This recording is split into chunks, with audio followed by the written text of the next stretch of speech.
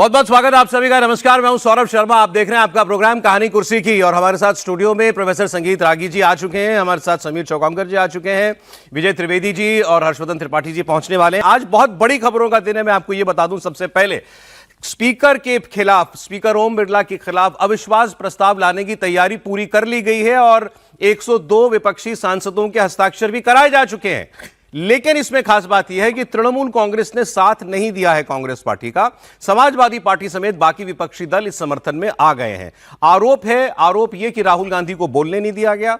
आरोप नंबर 2 कि स्पीकर भेदभाव करते हैं। आरोप नंबर 3 उनका माइक बंद कर दिया जाता है, जब सत्ता पक्ष का कोई वक्ता बोल रहा होता है तो उसे बोलने दिया जाता है। और आरोप नंबर 4, स्पीकर ने यह कहा कि चूंकि कांग्रेस के सांसदों, खासकर महिला सांसदों ने प्रधानमंत्री की कुर्सी को घेर लिया था, इसलिए कोई अप्रत्याशित घटना हो जाती तो उन्होंने प्रधानमंत्री से गुरुवार को न आने का आग्रह किया सदन के अंदर, लोकसभा के अंदर। इसको लेकर के अविश्वास प्रस्ताव लाना चाहती ओम बिरला के खिलाफ कांग्रेस पार्टी। ये तो एक बात हुई। अब इसको लेकर हो क्या रहा है, अभी भी कांग्रेस पार्टी इस उम्मीद में है कि अगर स्पीकर बोलने की इजाजत दे देते हैं राहुल गांधी को तो फिर वो इस पर पुनर्विचार करेगी। वैसे 102 सांसदों के हस्ताक्षर जो हैं वो करा लिए गए हैं।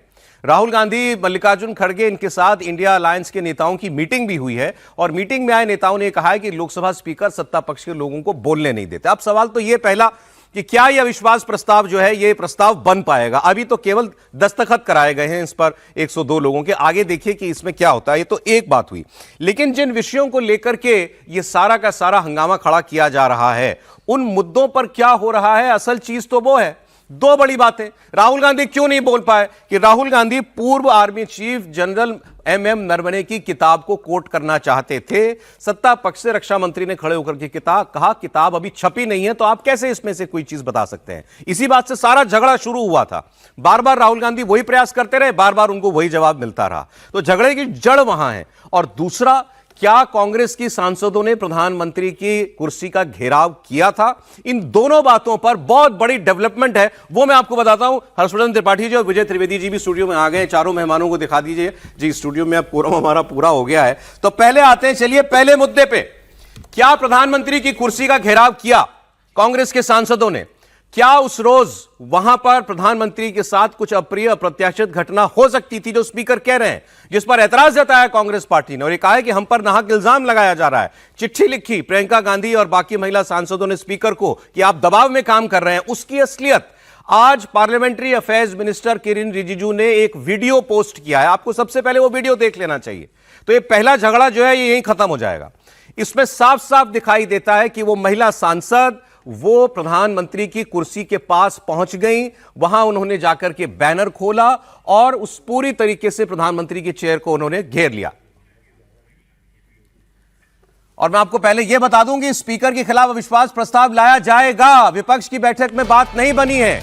जो 4 मांगे रखी गई थी वो चारों मांगे नहीं मानी गई हैं और अब यह अविश्वास प्रस्ताव स्पीकर के खिलाफ विपक्ष के सांसद लाएंगे। इस पर हमारी सहयोगी विजय लक्ष्मी वो जुड़ रही हैं हमारे साथ। जी विजय लक्ष्मी, तो अब यह प्रस्ताव आएगा, नहीं बन पाई बात सत्ता पक्ष के बीच में और विपक्ष के बीच में? बिल्कुल सौरभ, जो सूत्र बता रहे हैं, अभी 12:30 बजे स्पीकर के चैम्बर में किरण रिजिजू के साथ गौरव गोगोई और केसी वेणुगोपाल की मुलाकात हुई और हमें सूत्र बता रहे हैं कि 4 सूत्री जो मांग, जिनकी बात नेता विपक्ष बाहर भी कर रहे हैं सदन के, वो मांग उन्होंने किरण रिजिजू साहब के साथ उठाई। लेकिन सरकार विपक्ष की मांगे मानने को तैयार नहीं है। अब विपक्ष जो है अपने मोशन को लाने की पूरी तैयारी कर रहा है। लास्ट जो हमारी बात हुई थी, 130 सांसदों ने हस्ताक्षर जो नो कॉन्फिडेंस मोशन है उस पर कर दिए थे। टीएमसी ऑन बोर्ड नहीं है। टीएमसी का कहना है कि पहले 3 दिन का समय दिया जाना चाहिए था स्पीकर को और फिर उसके बाद मोशन को लाने की तैयारी करनी चाहिए थी। लेकिन इंडिया ब्लॉक की बाकी तमाम दल जो हैं वो इस बात पर ऑन बोर्ड हैं और अब मोटा मोटी लग रहा है कि स्पीकर के खिलाफ नो कॉन्फिडेंस का मोशन जो है वो विपक्ष लेकर आएगा। आपको ये बता दूं कि जो मीटिंग हुई वो किरण रिजिजू साहब के साथ हुई। हालांकि स्पीकर के चैम्बर में ये मीटिंग हुई लेकिन स्पीकर इस मीटिंग में मौजूद नहीं थे। जो विपक्षी दल से हमारी बात हो रही है, टोटल आपने बताया कितने? 104 सांसद जयलक्ष्मी इसके समर्थन में? 130 सांसद। टीएमसी ऑन बोर्ड नहीं है। लेकिन चलें ठीक है, तो इसमें से 99-100 तो कांग्रेस के अपने हो गए। ये तो हो गई एक बात। 4 मांगे क्या थी इनकी विपक्षी दलों की? देखिए, पहली मांग है नेता विपक्ष राहुल गांधी को सदन में बोलने दिया जाए।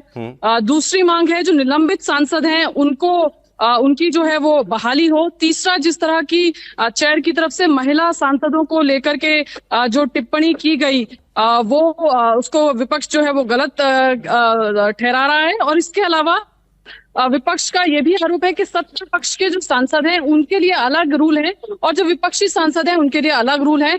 साफ तौर पर जो इशारा है वो निशिकांत दुबे ने जिस तरह से किताबों से कोट करके अपनी बात जो है वो सदन के पटल पर रखी और जिस तरह से नेता विपक्ष राहुल गांधी को किताब से कोट नहीं करने दिया जा रहा है, ये 4 मांगे हैं। डिस्क्रिमिनेटरी विपक्ष को लगता है कि स्पीकर चारों मांगे नहीं मानी गई और अब विपक्ष जो है ऑपोजिशन 130 सांसद हस्ताक्षर हो गए, अविश्वास प्रस्ताव स्पीकर के खिलाफ लाया जाएगा। बहुत शुक्रिया विजय लक्ष्मी आपका।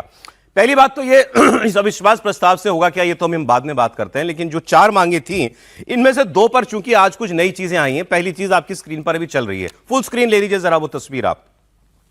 अविश्वास प्रस्ताव में एक मांग ये है ना कि महिला सांसदों ने ऐसा कुछ नहीं किया कांग्रेस पार्टी की।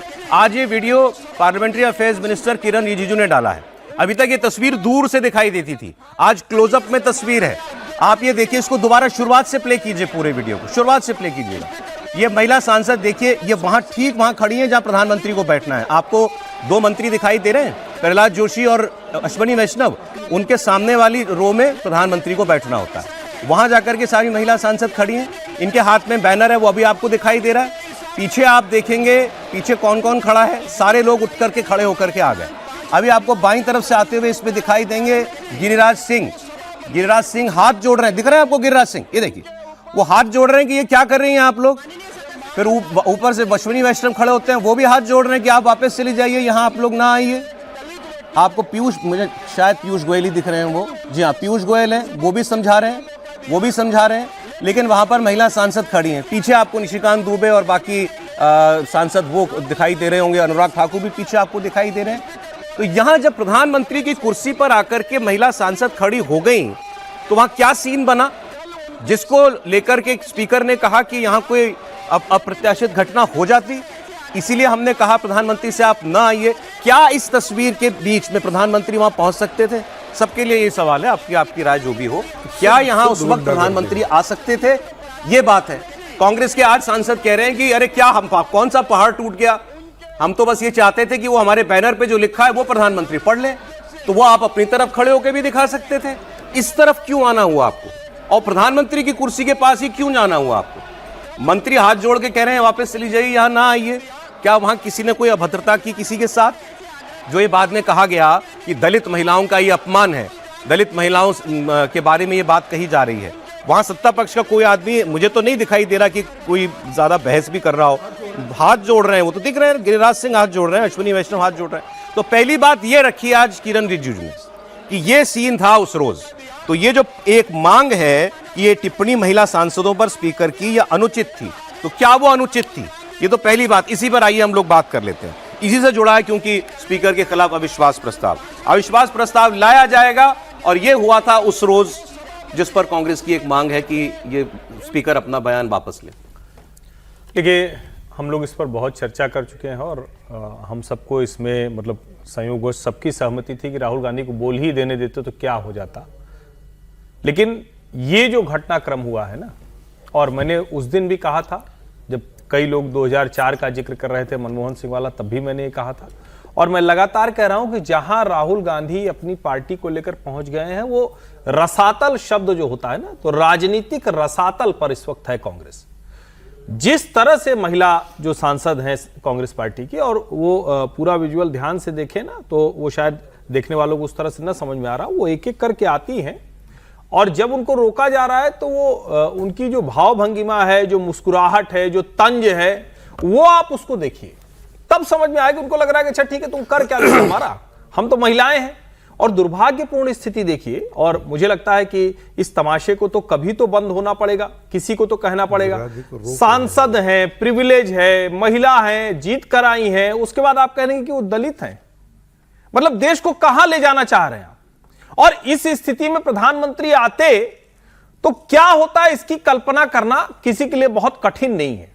अब उसके बाद भी अगर कोई कहे कि अरे नहीं, स्पीकर कह रहे हैं कि हमला हो जाता, ये हो जाता। अरे भाई, हमले का सवाल नहीं है। देश का नेता, देश का प्रधानमंत्री इस तरह की असहज स्थिति में कोई सामान्य लोग करें तो समझ में आता है, जनता कहीं कर दे, जनता कोई भीड़ में कुछ कर दे, कोई सामने आकर खड़ा हो, ये समझ में आ जाता है। जनता का गुस्सा है लोकतंत्र में। जो चुन कर आए हैं, जिनके पास समय तय होता है, जिनको अधिकार है कि वो देश की नीतियां वहां बनाएंगे, वो ऐसा काम करें, ये शर्मनाक है। और मेरा स्पष्ट मानना है कि ऐसे लोगों को सदन की कार्रवाई से बाहर करने के लिए स्पीकर को एक क्षण नहीं लगाना चाहिए, एक क्षण नहीं। बीजेपी की महिला सांसदों ने चिट्ठी लिख के मांग की है कि इन पर कार्रवाई हो। वो भी खड़ी हो जाती, मतलब कल्पना की, वो तो हाथ जोड़ के रोक रहे हैं, मान लीजिए वो सब भी खड़े हो जाते हैं, संख्या बल किसका है? सर, इस तस्वीर से क्या साबित होता है? दो तीन बातें हैं। एक तो ये कहना कि वहां पर प्रधानमंत्री को कुछ हो जाता है, ये मुद्दा ही नहीं है। पहला मुद्दा तो यह है कि क्या विपक्ष के लोगों को प्रधानमंत्री की चेयर तक जाना चाहिए कि नहीं जाना चाहिए। ये बड़ा मुद्दा संसद की जो संसदीय परंपराएं हैं, नियम है, उसके हिसाब से कि वहां खड़े होकर आप हमला करेंगे, घेर लेंगे, वो तो अलग मुद्दा है। पहला मुद्दा है कि क्या उनको वहां जाना चाहिए, नहीं जाना चाहिए। हमेशा विपक्ष को या पक्ष को, जो भी लोग हैं संसद के, अपनी लॉबी जो होती है, लॉबी को इसलिए अलग अलग किया गया पक्ष और विपक्ष की। एमपी तो सब चुनकर आ रहे हैं ना, एक ही इलाके से भी चुनकर आते हैं, अलग अलग वो होते हैं, लेकिन पक्ष को या विपक्ष को सत्ता पक्ष की लॉबी में नहीं जाना चाहिए। विरोध करेंगे, विरोध करते यहां से करें, पोस्टर जो वैसे वो भी नियमों के खिलाफ है, लेकिन आप वो दिखा रहे हैं, बैनर दिखा रहे हैं, तो वो वहां से दिखा दीजिए प्रधानमंत्री जी को जी। और ये स्ट्रेटेजी के तौर पर किया गया कि केवल महिला सांसदों को वहां भेजा गया। विरोध तो विपक्ष का था ना, महिलाओं का विरोध थोड़ी है।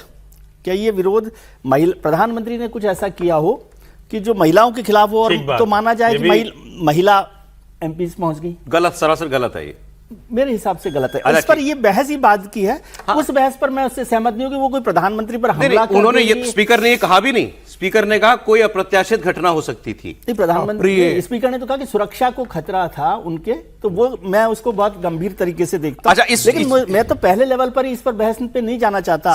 अविश्वास प्रस्ताव वाली बात भी पूछता हूं इस पर, लेकिन प्रियंका जी का, क्योंकि कल का एक स्टेटमेंट है वो भी आपको दिखाना चाहिए। उन्होंने कहा था स्पीकर पर दबाव है, इसीलिए उन्होंने ऐसा स्टेटमेंट दिया। मतलब सरकार ने दबाव डाल के स्पीकर से ऐसा कहलवाया कि प्राइम मिनिस्टर के साथ कुछ अनुचित हो जाता उस रोज। हमने ये कहा है कि स्पीकर साहब का, खुद मैंने पहले भी बोला, निरादर किया गया है, और स्पीकर साहब पे इतना प्रेशर है कि उनको खुद स्टेटमेंट देना पड़ रहा है जो सही नहीं है। अभी सवाल ही नहीं उठता कि कोई मोदी जी पे कोई हाथ उठाए या कुछ ऐसा करे, सवाल ही नहीं उठता। और 11 महिला एमपी हैं, मैं एक हूँ और 10 और हैं कांग्रेस की। उनमें से किसी को आप देखिए, सब सीरियस लेडीज़ हैं, कोई ऐसे थोड़ी है कि जाके पीएम साहब को कुछ करेंगी। बिल्कुल बिल्कुल गलत है ये कहना गलत है, और हमारी समझ में कहना गलत है। उनको नहीं कहना चाहिए था, और उनके पे प्रेशर डाला गया है सरकार द्वारा, इसीलिए उन्होंने कहा है, क्योंकि उस दिन मोदी जी की। अब प्रियंका जी कह रही हैं कि सब सीरियस सांसद हैं, कोई ऐसा कुछ अनुचित काम थोड़ी कर देंगी। उन्होंने कहा, क्या कहा उन्होंने कि हाथ उठा देंगी, कि हाथ उठा देंगे। अब वो सोच में ही वहां तक पहुंच गई वो। लेकिन ये तस्वीर जो है ये निरादर नहीं है। वो कह रही है कि अपमान सत्ता पक्ष स्पीकर का करता और दबाव डाल के हमसे ये कहलवाया गया, और उसके ऊपर तुर रहा है कि स्पीकर के खिलाफ अविश्वास प्रस्ताव है। ये कह रहा हूं कि बहन ने हाथ उठाने के बाद कि भाई ने डंडा मारने को पहले ही कहा था। आप देखिए, आपने यदि देखा होगा तो जितने भी अश्विनी वैष्णव वाला रो के सांसद हैं, वो सब वहां से उठ करके जा रहे हैं किसी अप्रिय घटना के कारण ही, कि कहीं अप्रिय घटना ना हो जाए, उनके साथ बातचीत में कुछ ऐसा चीज ना निकल जाए। तेवर, गिरिराज जी का तेवर थोड़ा सा तीखा है, तो गिरिराज जी को मुझे लगता है जोशी जी मना कर रहे हैं कि आप इसकी इधर आप मत आइए। नहीं, हाथ जोड़ने के बावजूद भी उनको मना कर रहे हैं। निशिकांत दुबे वहां पर खड़े हैं। अप्रिय घटना ये होती कि बीजेपी के भी सांसद वहां पर आते, महिला सांसद ही आते। और पहली बात मैं पहले दिन से कह रहा था, और अभी विजय जी ने कहा, मैं बिल्कुल सहमत हूं, ये एक स्ट्रेटजी के तहत हुआ है ताकि महिला सांसदों को, ये जो लेफ्ट का गिरोह है ना, वो ऐसे ही काम करता है, तो महिलाओं को आगे रखता है, बच्चों को आगे रखता है। यदि आप उन पर आपने कुछ भी कर दी, कुछ भी टिप्पणी कर दी, अब अविश्वास प्रस्ताव लाएंगे सर। 130 सांसद हैं जिसमें 100 कांग्रेस के अपने। कुछ नहीं होने वाला है, टीएमसी साथ नहीं है। अविश्वास जब तक सरकार की मेजोरिटी है लोकसभा के अंदर, अविश्वास प्रस्ताव का कोई मायने नहीं रहता है। बहुत होगा तो इस पर अविश्वास प्रस्ताव पर डिस्कशन हो जाएगा पार्लियामेंट के अंदर, अविश्वास प्रस्ताव तो गिर जाएगा। इससे क्या हो? अभिषेक बनर्जी का बयान अगर आया तो बताइएगा मुझे। अभिषेक बनर्जी सुन ले, इंपॉर्टेंट है। टीएमसी नहीं है इसमें कांग्रेस के साथ, ये बड़ा क्लियर उन्होंने कर लिया है कि इसमें ये हमारा इशू नहीं है। और वो कह क्या रहे हैं, अभिषेक बैनर्जी जो सांसद हैं उनके एक तो किसी सांसद का हस्ताक्षर नहीं है इसमें, और उन्होंने कहा है कि पहले आप स्पीकर को चिट्ठी लिख के उन्हें 2-3 दिन का समय तो दीजिए अपनी मांगे मानने के लिए, फिर अगर वो नहीं मानते तो आप कुछ कीजिए। वो कह रहे हैं पहले स्पीकर को समय देना चाहिए। सर एक बार सुन लें फिर मारो। ये कहा कि आप एक चिट्ठी in form of a protest आप स्पीकर को भेजिए, उस चिट्ठी में सारे ऑपोजिशन एमपीज, चाहे वो कांग्रेस के हो, समाजवादी पार्टी के हो, तृणमूल के हो, डीएमके के हो, सब साइन करेंगे, हमें कोई दिक्कत नहीं है। और स्पीकर को आप 2-4 दिन समय दीजिए, 2 दिन समय दीजिए, 3 दिन समय दीजिए। अगर स्पीकर भाई 2 दिन दीजिए, आज तो 10 है, अभी भी तो 3 दिन है, आज अगर देते हैं तो 2 दिन 3 दिन स्पीकर को समय दीजिए। अगर स्पीकर कोई एक्शन नहीं लेता है या उस पर कोई विचार नहीं करता है, then there is always a room to move no confidence. We have no problem. तो ये कह रहे हैं नो कॉन्फिडेंस लाने से पहले अपना आप एक विरोध का पत्र भेजिए, जनरल पत्र भेजिए, उसमें हम करेंगे दस्तखत, सीधे विश्वास प्रस्ताव पर दस्तखत हम नहीं करेंगे। ये बात अभिषेक बनर्जी कह रहे हैं। समीर जी, तो मतलब इसमें कांग्रेस बड़ा, तृणमूल बड़ा धड़ा है, वो अलग हो गया इसमें। आप एक लाइन कह रहे हैं। बस एक लाइन जोड़, चूंकि पूरे देश भर में कांग्रेस पार्टी की किरकिरी हो रही है इन दोनों घटनाओं को लेकर, चाहे वो नरवणे की पुस्तक जो है वो अनपब्लिश बुक को लेकर के हो, या फिर महिला सांसदों द्वारा प्रधानमंत्री की कुर्सी का घेराव करने, पूरे देश में किरकिरी हो रही है, उसी का ये फ्रस्ट्रेशन निकालने के लिए एग्रेसिव स्टैंड ले रहे हैं। इस घटना की तो रामगोपाल यादव जी ने भी सपा ने निंदा की थी। बिल्कुल निश्चित रूप से की थी, लेकिन मुझे लगता है कि अब सत्ता पक्ष और विपक्ष के अंदर जिस तरीके के संबंध जिस स्तर पर चले गए कि अब बातचीत का संवाद भी मुझे लगता है लगभग खत्म हो गया।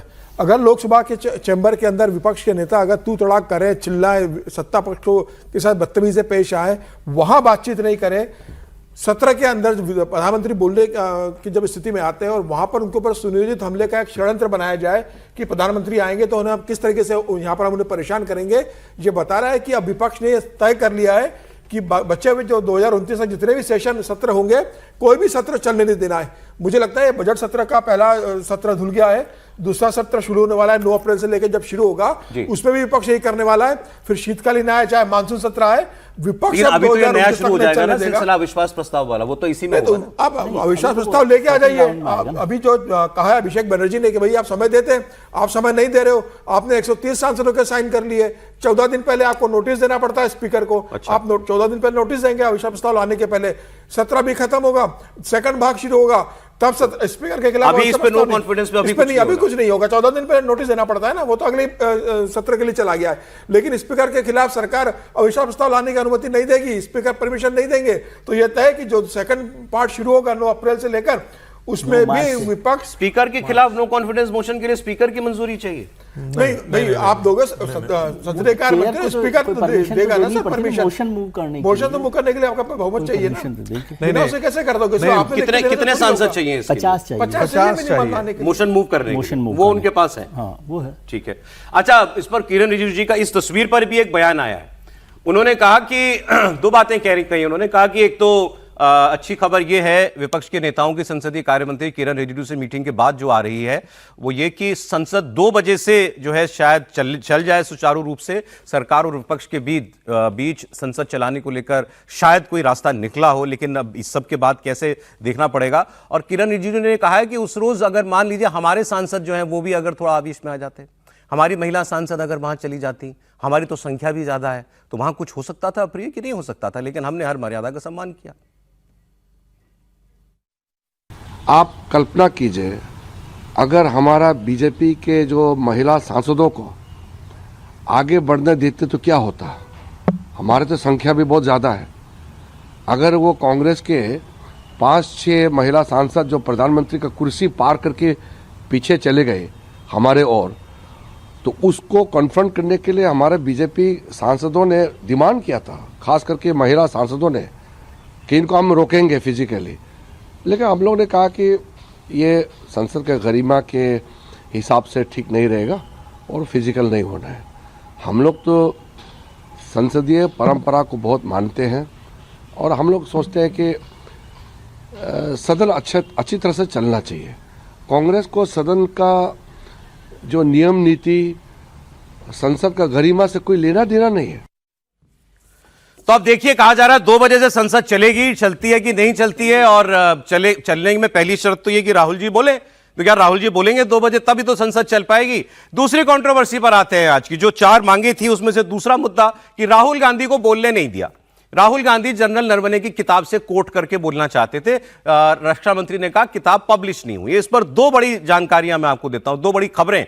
दिल्ली पुलिस ने पूर्व सेना प्रमुख की लिखी किताब 4 स्टार्स ऑफ डेस्टिनी के अप्रत्याशित, क्योंकि अप्रत्याशित किताब है, इसके कुछ हिस्से या इसकी पूरी एक पीडीएफ सोशल मीडिया पर लीक हो जाने की एफआईआर दर्ज की है। और पुलिस ने कहा है कि इस किताब की टाइपसेट पीडीएफ कुछ वेबसाइट्स पर उपलब्ध है, जो कथित तौर पर penguin random house India private limited जो प्रकाशक है उसके द्वारा तैयार किया गया है। कुछ ऑनलाइन मार्केटिंग प्लेटफॉर्म्स पर इस किताब का कवर दिखा के बताया जा रहा है कि किताब उपलब्ध है बिक्री के लिए, जबकि संबंधित अधिकारियों से इस किताब की प्रकाशन की अनुमति अभी तक नहीं मिली है। मतलब सेंटर ने इसको अनुमति नहीं दी है। तो इसका लीक हो जाना, सॉफ्ट कॉपी इसकी कहीं इंटरनेट पर चली जाना, या कोई ऑनलाइन जो ई कॉमर्स वेबसाइट्स हैं वो दिखा रही हैं कि किताब अवेलेबल है, इसको लेके एफआईआर जांच हुई है। स्पेशल सेल ने दिल्ली के एफआईआर दर्ज की है। अब दूसरी बात, जो इस किताब की प्रकाशक है पेंगुइन इंडिया लिमिटेड, उसने कल एक स्टेटमेंट जारी किया, और वो स्टेटमेंट ये साफ साफ कह रही है कि in the light of recent discourse and media reporting, Penguin India would like to clarify we hold the sole publishing rights for this book 4 stars of destiny by general Manoj Mukund Naravane, former army chief. कि एक तो soul प्रकाशक हमें, सारे right हमारे पास हैं। फिर आगे वो कहते हैं we wish to make it clear that this book has not gone into publication. ये प्रकाशन में गई ही नहीं। No copy of the book either in print or digital form, digital भी और प्रिंट भी, हैज बीन पब्लिश्ड। कोई कॉपी पब्लिश नहीं हुई। डिजिटल भी, गौर कीजिएगा, वो कह रहे हैं डिजिटल भी नहीं दिया हमने, और हार्ड कॉपी तो छोड़िए, has not been published, distributed, sold और otherwise made available to public. ये बात वो कह रहे हैं। इसके बाद वो ये आगे दूसरी अगले उसमें ये कहते हैं any copy of the book currently in circulation in whole or in part, whether in print, digital, PDF, on any other format, online, offline, on any platform, it constitutes infringement of PRHI's copyright। हमारे copyright का उल्लंघन है, और penguin India shall be exercising remedies available in law against the illegal authorized dissemination of the book। जिसके जैसे भी ये किताब किसी पर पहुंची है, हम लीगल एक्शन लेंगे। अब सवाल, राहुल जी के पास किताब कहां से आई? पब्लिशर कह रहा है छपी नहीं, दिल्ली पुलिस कह रही है कि इसकी इलीगल कॉपीज जो हैं वो ऑनलाइन अवेलेबल हैं। राहुल जी को हार्ड कॉपी मिली हुई है, वो दिख रही है उनके हाथ में। कहां से आई उनके पास ये हार्ड कॉपी? ये सवाल तो है। और मैं तो आगे और जाके पूछ रहा हूं कि ये जो पुलिस की जांच होगी, तो इसमें राहुल जी से तो पूछना ना हो जाए कि साहब आपको कहां से मिली किताब? तो राहुल जी से पूछताछ हो ही सकती है। ये और इसमें एक चीज में इसमें हाँ सर, आप बोलिए। ये पोस्ट है मनोज नरवणे साहब का 15/12/23 का, 15 दिसंबर 2023 का जी। ये नरवणे साहब का पोस्ट है, जिसमें कहा है hello friends, my book is available now, just follow the link, happy reading. वो मैंने भी निकाला आज, उसमें पेंगुइन इंडिया भी लिखा हुआ है। मैंने भी निकाला, ये आप ठीक कह रहे हैं, ये है क्योंकि राहुल गांधी ने ये बात कही। ये प्री ऑर्डर है सर, प्री ऑर्डर है। इसके नीचे आप लिंक पे जाएंगे ना, आप देखिए, आप बिल्कुल ठीक कह रहे हैं। राहुल गांधी का बयान भी है, वो मैं सुना रहा हूं। ये बिल्कुल ठीक है कि नरवणे साहब ने कहा कि my book is available, follow the link, happy reading. इसके अंदर पेंगुइन जो है, पेंगुइन कह रहा है to know his story pre order 4 stars of destiny. Pre order होता है पब्लिकेशन से पहले, कि कोई चीज मार्केट में अभी आई नहीं है, आने वाली है, आप प्री बुक कर लो। कई लोग फोन बुक करते हैं, ऐसे लॉन्च होने वाला है तो फोन का प्री ऑर्डर हो जाता है। अब वो अगर वो रोक लग जाए उसके आने पे, तो आपके पास तो नहीं पहुंचेगा। ऐसे ही ये किताब प्री ऑर्डर में गई लेकिन पब्लिश नहीं हुई, क्योंकि इसको परमिशन नहीं मिली। फिर राहुल गांधी को किताब किसने दी? अब आज राहुल गांधी क्या कह रहे हैं वो सुनिए। वो कह रहे हैं साहब आप ही की बात, वो कह रहे हैं मैं तो जनरल साहब की बात को ठीक मानता हूं, उन्होंने भी यही पोस्ट दिखाया और कहा जनरल साहब ने कहा बुक अवेलेबल है।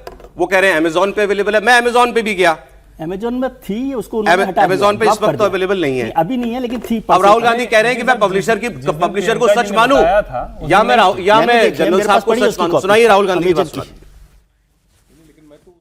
Here is a tweet from Mr. Narawane. ये देख लीजिए please. Can you read, sir, please? Manoj Narawane ji.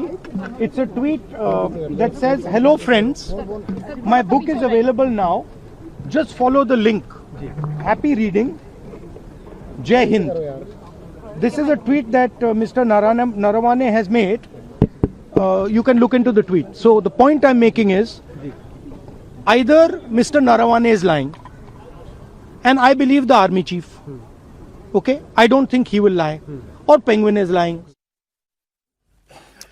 कह रहे हैं दोनों में से कोई एक झूठ बोल रहा है। कौन झूठ बोल रहा है त्रिपाठी जी? नहीं पाकिस्तान में जब ऑपरेशन हुआ तब तो आर्मी चीफ के बयान को ये लोग नहीं मान रहे थे। मैं तो कह रहा हूँ वो राहुल जी इतना ही बता दें, मुझे कहां से मिली ये बता देना तो क्लियर हो जाएगा। मैं कह रहा हूँ पुलिस को पहले, क्योंकि 3 लोग हैं जिनके पास ये लीक हो सकती है। एक राहुल गांधी है जिनके पास आ गई, दूसरे नरवणे साहब हैं जिनके पास कॉपी होगी, मतलब जो लिखी है वो कॉपी होगी, और तीसरा ड्राफ्ट होगा, तीसरे पेंगुइन है। पेंगुइन कह रही है हमने लीक नहीं किया। ये तो पुलिस देखेगी किसने लीक किया, नहीं किया, या फिर एमओडी ने किया। सर मैं कह रहा हूँ इसका क्योंकि एमओडी के पास किताब है। सबसे पहले राहुल गांधी ना बता दे कि मुझे कहां से मिली, क्योंकि वो तो ले आए, तो वो पुलिस को जाना चाहिए उनके पास। एमओडी के पास किताब नहीं होगी सर, एमओडी का पास मैन्युस्क्रिप्ट का ड्राफ्ट होगा। नहीं निश्चित तौर पर, लेकिन ये मसला सीधे सीधे देश के नेता प्रतिपक्ष के कानून से ऊपर अपने आप को मानने का है। एक खबर आ रहा है मैं आपको बता दूं, ये जो अविश्वास प्रस्ताव है स्पीकर के खिलाफ, अब इसका जो नोटिस है वो क्योंकि आ गया है सामने, इसमें 118 सांसदों के हस्ताक्षर हैं। अभी तक 130 कहा जा रहा था, 118 सांसदों के हस्ताक्षर हैं और लोकसभा के महासचिव को, जनरल सेक्रेटरी को यह नोटिस दे दिया गया है। इसमें टीएमसी के सांसद नहीं है, 118, 100 हैं कांग्रेस के, 18 आए और 100 कांग्रेस ने किया हूं साइन, मैं कह रहा हूं और लोग होंगे। लेकिन ये अपोजिशन के हिसाब से कोई बहुत अच्छी स्ट्रेटेजी नहीं है कि इंडिया ब्लॉक को स्प्लिट करने के मौके क्यों देते। 235 है ना सर इंडिया ब्लॉक? 235 है, 235 है। जो अभिषेक कह रहे हैं वो लेटर एक दे, क्योंकि देखिए इसका मतलब क्या है, एक तो इस पर बहस नहीं होनी चाहिए कि वो 235 हैं, 40 होंगे कि पास होगा कि नहीं होगा। अविश्वास प्रस्ताव पास होने नहीं होने का कोई मतलब नहीं है, समझे, कभी भी नहीं होता है अविश्वास प्रस्ताव। कोई भी विपक्ष का जब कोई सरकार के खिलाफ जब आ जाता है और सरकार की अलग राजनीतिक स्थितियां बन जाए, उसके अलावा कभी कोई मोशन पास तो नहीं इसमें होता। तो खबर ये बनेगी ना कि आपका ऑपोजिशन ही साथ नहीं है। हाँ, वही मैं कह रहा हूँ कि ये स्प्लिट को दिखाने का एक रास्ता दे दिया सरकार को उन्होंने कि इंडिया ब्लॉक में ये हो रहा है। लेकिन इस पर मैं सहमत नहीं हूँ कि नहीं ये पास तो नहीं होगा, तो क्यों कर रहे हैं। संसद तो बनी हुई इसीलिए है कि आप अपनी बात रखें, अपना प्रस्ताव रखें। बात तो यही है ना कि एक तो कि आप झूठ बोल रहे हैं संसद में जाकर के कि ये पब्लिश बुक है, हम वहां से कोट कर रहे हैं, और फिर जिसे कहते हैं कि हम इसे चोरी भी और सिनाजोरी भी। प्रकाशित हुई है कि नहीं हुई है? अरे भाई या झूठ आपने कहा भाई, पेंगुइन ने मना किया है ना, पब्लिशर कह रहा है कि नहीं है, ये पार्ट ऑफ इंक्वायरी है ना। नहीं कैसे इंक्वायरी है, पब्लिशर कह रहा है कि मैंने किताबें छापते हैं, गजब स्थिति किताबें लिखी है सर, पब्लिशर ही बता सकता है। नहीं, ये दर्शकों के लिए जानना बहुत आवश्यक है कि पब्लिशर ही उस बुक का कॉपीराइट का अधिकारी है, पब्लिशर ही होता है, वो नरवणे भी नहीं कर सकते हैं। सर ये नहीं है सर, जांच नहीं अच्छा ब्रेक के लिए रुकना पड़ रहा है, ब्रेक या तो नरवणे ब्रेक के बाद ही बात कर लेंगे, ब्रेक के बाद बात कर लेंगे। सर ये जांच का विषय होगा कि लीक कैसे हुई। पब्लिशर कह रहा है नहीं छपी, तो ये तो मानना पड़ेगा ना कि नहीं छपी। राहुल गांधी ने छाप के तो नहीं लाए होंगे किताब। अब ये तो राहुल गांधी को बताना है, क्यों नहीं मैं कह रहा हूं राहुल गांधी पहले ऐसा क्यों। स्वागत, आप देख रहे हैं कहानी कुर्सी की। मैं हूं सौरभ, आपके साथ हर्षवर्धन त्रिपाठी जी, विजय त्रिवेदी जी, प्रोफेसर संगीत रागी जी, समीर चौगांवकर, ये सब हमारे साथ हैं। तो बड़ी खबरें हैं आज। अब स्पीकर के खिलाफ, लोकसभा स्पीकर के खिलाफ अविश्वास प्रस्ताव लाएगी कांग्रेस पार्टी और विपक्षी सांसद। 118 सांसदों ने उस नोटिस पर हस्ताक्षर कर दिए और वो नोटिस लोकसभा के सेक्रेटरी जनरल को दिया भी जा चुका है। तो ये तो एक बड़ी बात यह है, 4 मांगे उन्होंने की थी स्पीकर से, वो चारों मांगे नहीं मानी गई। पहला ये था कि राहुल गांधी को बोलने दिया जाए, दूसरा ये था कि उनके सांसदों का निलंबन वापस हो, और तीसरा ये कहा था कि महिला सांसदों पर जो उन्होंने कहा कि उन्होंने प्रधानमंत्री की कुर्सी को घेर लिया था, वो बयान उनको वापस लेना चाहिए स्पीकर को, और चौथा कि पक्षपात किया जाता है, वो सत्ता पक्ष का माइक बंद, विपक्ष का माइक बंद कर देते हैं और सत्ता पक्ष के सांसदों को बोलने देते हैं। वो चाहे तो किसी भी किताब को कोट कर सकते हैं, खासकर ऋषिकांत दुबे का हवाला दिया गया। चारों बातें नहीं मानी गई तो फिर उन्होंने कहा कि हम अविश्वास प्रस्ताव लाएंगे, लेकिन इसमें टीएमसी के सांसदों का समर्थन नहीं है कांग्रेस के साथ। मतलब विपक्षी खेमा अभी बटा हुआ दिखाई दे रहा है। टीएमसी की तरफ से यह कहा गया कि हम सीधे अविश्वास प्रस्ताव लाने के हक में नहीं है, हम ये चाहते थे कि पहले आप सारे ऑपोजिशन की तरफ से एक विरोध दर्ज कराते, उसकी एक चिट्ठी लिखते, और अगर तब नहीं मानते, 2-3 दिन का समय दिया जाता स्पीकर को, तब अगर स्पीकर साहब कोई एक्शन नहीं लेते तब आप अविश्वास प्रस्ताव लाते। लेकिन यूं सीधा अविश्वास प्रस्ताव लाने का हम समर्थन नहीं कर रहे हैं, यह बात कही गई है। अब इस अविश्वास प्रस्ताव पर संसदीय कार्य मंत्री किरण रिजिजू ने क्या कहा वो आप देख लीजिए। That doesn't matter. It is a part of the parliamentary democracy that if they want to bring no confidence motion against the honorable speaker, they can bring, but they don't have the number. They can bring, but the issue is they have insulted the institution of honorable speaker. They climbed on the table of the speaker, table of the chair, table of the table officers, and also they stormed the room of the speaker. अब आपको मैं सुनाता हूं निशिकांत दुबे जिनके लेकर के शिकायत speaker से की गई। तो निशिकांत दुबे कह रहे हैं कि संसद को गुमराह तो राहुल गांधी कर रहे हैं, स्पीकर को राहुल गांधी के खिलाफ कार्रवाई करनी चाहिए। उल्टी गंगा बह रही कि विपक्ष स्पीकर के खिलाफ कार्रवाई करना चाहता है। इस पार्लियामेंट में आप किसी भी मुद्दे को गुमराह नहीं कर सकते। कोई ऐसा पेपर आप ऑथेंटिकेट नहीं कर सकते जो कि जेन्युइन नहीं है। राहुल गांधी जी ने सारी पराकाष्ठा क्रॉस कर दी। जब पब्लिशर कह रहा है कि हमने बुक पब्लिश ही नहीं किया, तो कौन सा बुक आप पब्लिश करके भूख घूम रहे हो? फिर पार्लियामेंट में लोकसभा के अंदर जो है आपने सदन को गुमराह किया। तो मेरा तो लोकसभा स्पीकर से यह आग्रह होगा कि इनके ऊपर जो है कड़ी से कड़ी कार्रवाई होनी चाहिए, जिससे भविष्य में कोई भी मेंबर ऑफ पार्लियामेंट, ये जो लोकतंत्र का मंदिर है, इसको जो है सोरोस के कहने पर जो देश तोड़ने वाली ताकतों के साथ ये सारे तत्व काम कर रहे हैं, वो सारे तत्वों का जो है खात्मा हो जाए और लोकसभा की गरिमा। अब निशिकांत जी इसमें सोरोस को ले आए कि सोरोस प्रायोजित सब हंगामा है। अब कांग्रेस पार्टी के बचाव में आए सांसद इमरान मसूद, उन्होंने कहा यह मुद्दा नहीं है कि किताब पब्लिश हुई, प्रकाशित हुई या नहीं हुई, मुद्दा यह है किताब में है क्या, और जो किताब में है वो बोला जा रहा है, तो उस पर एक्शन किस बात का? वो विषय नहीं है। विषय यह है कि उस किताब में क्या है, उस किताब में क्या है उसको पढ़ करके देखिए कि उस किताब में क्या है और उसके ऊपर कार्रवाई कराइए। ये विषय थोड़ा ही है। और उन्होंने लिखी है किताब, ये सही है, और उन्होंने क्या लिखा है, जो उन्होंने लिखा है उसके ऊपर एक्शन तो करिए। समीर जी वो कह रहे हैं कि मुद्दा ये नहीं है कि किताब छपी कि नहीं छपी, राहुल गांधी जो बात कह रहे हैं वो गलत कह रहे हैं क्या? देखिए, किताब का जिक्र होना ही नहीं चाहिए। वो जो कह रहा है कि किताब में छपा है, किताब तो जब पब्लिशर ने कह दिया है कि भाई कोई किताब पब्लिश नहीं हुई है, जब उस किताब के जो लेखक है नरवणे साहब वो ये नहीं कह रहे कि किताब पब्लिश हो गई, उनका कोई बयान नहीं आ रहा है। पुलिस ने इस मामले को लेकर एफआईआर दर्ज कर ली कि भाई जो किताब पब्लिश नहीं हुई है, जो अभी तक मार्केट में नहीं आई है, उसको किस तरीके से कोट किया जा रहा है। राहुल गांधी ये बताए ना सोर्स, जब इतना बड़ा मामला हो गया तो राहुल गांधी संसद में या संसद के बाहर बताएं कि वो जो किताब पार्लियामेंट में लेकर आए थे वो उनको नरवणे दी थी, उनको क्या पब्लिशर ने वो किताब दी थी? पूछा गया था राहुल गांधी से, वो केवल हंस दिए। उन्होंने कहा यू कैन इमेजिन कहां से आई होगी। नहीं, अब ये जवाब थोड़ी होता है। जब आप लेकर जा रहे हो तो आपको स्पष्ट बताना चाहिए कि हाँ मेरे पास ये किताब है, ये प्रिंटेड किताब है, ये पब्लिश किताब है, मैंने अमेजॉन से प्लेटफॉर्म से मंगाई है, मुझे पब्लिशर ने दिए, मुझे लेखक ने दिए, या मुझे फलाने संस्था से किताब मिली है। आप बताइए कहां से उसका ऑथेंटिक डॉक्यूमेंट है, तो सरकार के सामने क्लियर होगा सर कि भाई किताब का कहां से कोट किया है। राहुल गांधी उस अनपब्लिश कोट को लगातार करते जा रहे हैं और मुझे लग रहा है राहुल गांधी के लिए समस्या बढ़ेगी। दिल्ली पुलिस ने एफआईआर दर्ज कर ली है, राहुल गांधी को जवाब देने जाना पड़ेगा। पार्लियामेंट के अंदर अब स्पीकर इस बात को लेकर गंभीरता से लेंगे कि जब लॉ का बताया गया था कि पार्लियामेंट में ऐसी किसी भी किताब का आप जिक्र नहीं कर सकते जो पब्लिश नहीं है, और जब पब्लिशर ने कह दिया कि ये किताब कोई पब्लिश पब्लिक डोमेन में उपलब्ध नहीं है, उन्होंने भी पब्लिश नहीं किया है, तो अब राहुल गांधी पर मुझे लगता है केस दर्ज होगा। पार्लियामेंट में स्पीकर कार्रवाई करेंगे और बाहर मुझे लगता है कि दिल्ली पुलिस कार्रवाई करेगी। अभी खबर आई थी कि 2 बजे पार्लियामेंट चल जाएगी। चलिए 2 बजने में देरी कितनी रहेगी अभी हम देख लेते हैं। मुझे संदेह है राहुल ये देश के कानूनों से ऊपर है, मुझे नहीं लगता है। दिल्ली पुलिस पूछ भी नहीं सकती उनसे कि असर कहां से मतलब हो जाए तो बड़ी बात होगी और होनी ही चाहिए। भाई पूछताछ तो सबसे पहले हो जानी चाहिए थी, अभी तक क्यों नहीं हुई? लेकिन मुझे लगता है कि जिस तरह से राहुल गांधी व्यवहार करते हैं और ये सरकार उन पर हाथ डालने का साहस नहीं कर पाती है, तो राहुल को भी लगता होगा कि मैं थोड़ा सा इस देश से सरकार डरती है राहुल गांधी से। अब इससे ज्यादा और क्या आप हाथ डालने की बात कह रहे हैं? भाई स्पीकर ने नहीं बोलने दिया तो नहीं बोलने दिया था ना। नहीं, वो एक आदमी 1 हफ्ते से कोशिश कर रहा है बोलने की, नहीं बोलने दिया ना। कहा था तो बोलने ही दे रहे थे, तो राहुल गांधी जीत पे अड़े हुए थे कुछ बोलने की, तो इसलिए नहीं बोलने दिया। बोलने को दिया ये कहा, मतलब इसमें नरमी कौन सी दिखाई उनके साथ? अगर नहीं हो नरमी, क्या कोई आदमी किसी भी तरह से ऐसे सीधे सीधे कानूनों का उल्लंघन कर, क्या उससे पूछताछ नहीं होगी? हम आप करें ये अलग बात है, वो आप देखते हैं दिल्ली पुलिस क्या करती है। तो नेता प्रतिपक्ष क्या सबसे ऊपर है?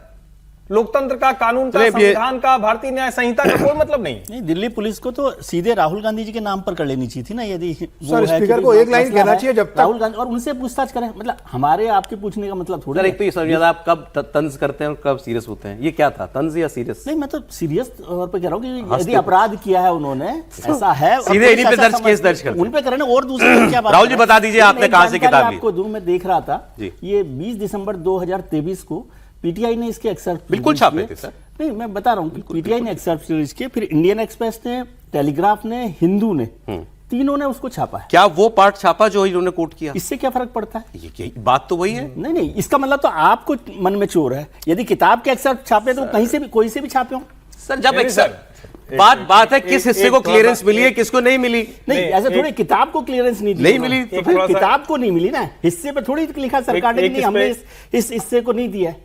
देखिए, पुस्तक छपने के लिए गई, इसमें कोई संदेह नहीं है। नरवणे जी का पेंगुइन से करार हुआ, सुनते हैं बहुत मोटी रकम पे करार हुआ, उसमें भी कोई संदेह नहीं है। इसमें क्या आपत्ति? प्री ऑर्डर भी गया, इसमें भी कोई संदेह नहीं। संदेह कहां हुआ? वो जब देश के कानूनों के मुताबिक रक्षा मंत्रालय में गई, वहां से परमिशन नहीं, बस पुरानी बातें खत्म हो गई। चलिए, अभी 2 बजे का इंतजार, पार्लियामेंट लोकसभा चलती है कि नहीं चलती है। 2 बयान आपको मैं दिखा रहा हूं, वो तो और हैरान हो गई है, हाउस चलेगा, देखते हैं सर। 2 बयान आपको मैं सुना रहा हूं, दोनों AIMIM के नेताओं के बयान हैं। ओवैसी साहब जो है, उनको अब यूपी पर उनकी उम्मीदें हैं, यूपी में चुनाव लड़ेंगे वो, और यूपी में जो उनके प्रदेश अध्यक्ष शौकत अली, उनका एक स्टेटमेंट आया।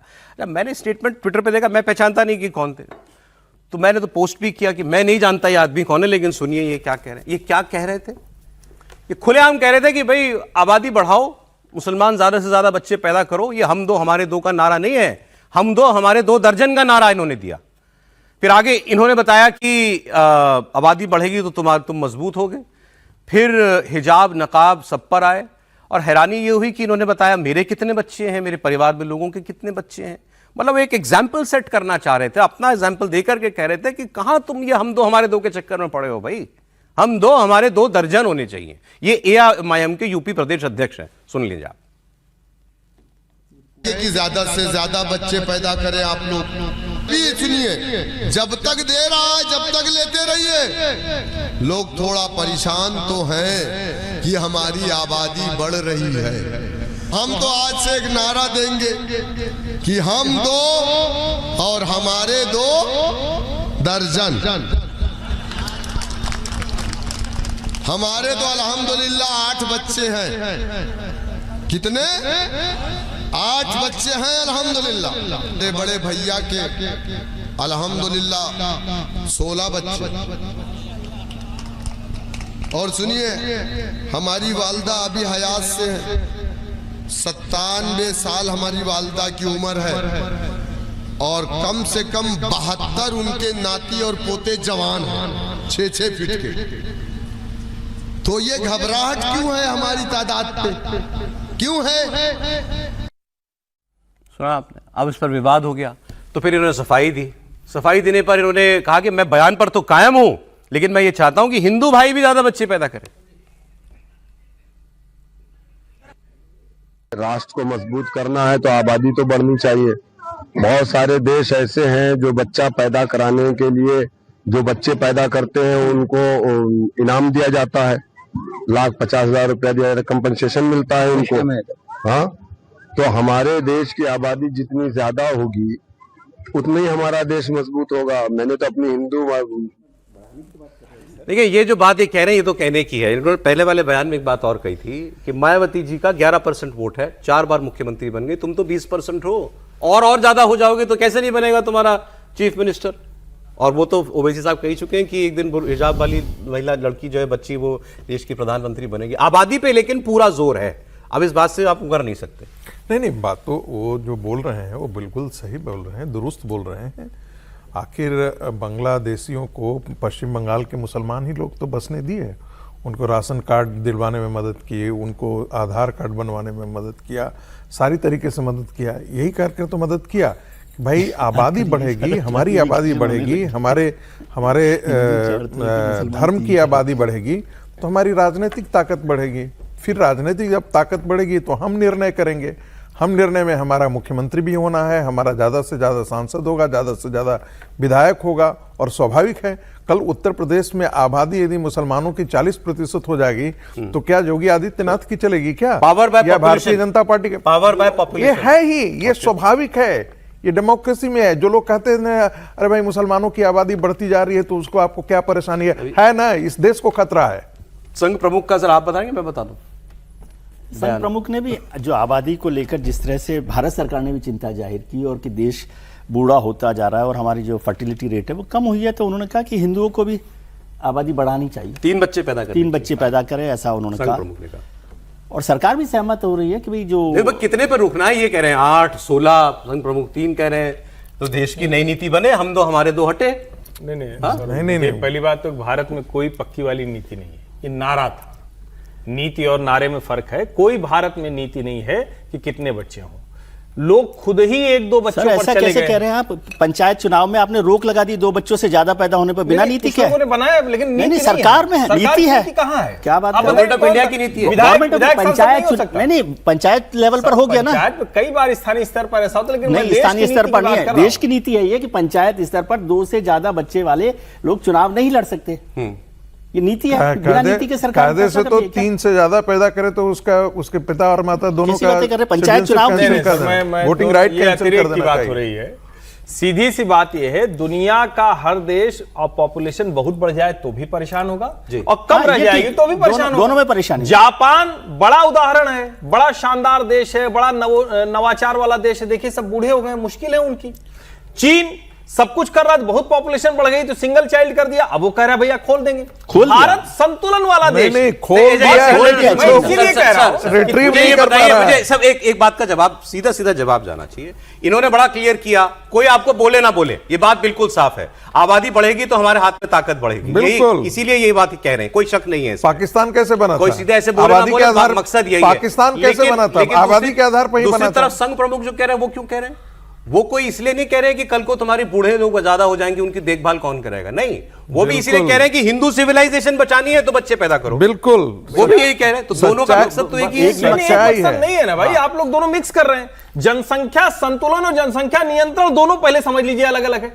असंतुलन ये हुआ कि अचानक कई ढेर सारे मुसलमान ही बढ़ जाए एकदम से, मतलब इसको कहते हैं कोई रेशियो ना हो, तो वो गड़बड़ है, उस पर रोक लगनी चाहिए। मान लीजिए कहीं बहुत ज्यादा हिंदू इतने बच्चे पैदा करने लगे तो भी वो गड़बड़ है। सवाल ये है कि क्या 3 से 4 बच्चे जो कह रहे हैं वो और जो 2 दर्जन कह रहे हैं दोनों एक बात है? दोनों एक बात नहीं। अगला बयान सुना दो ना फिर आप। नहीं, एक लाइन बहुत जरूरी है।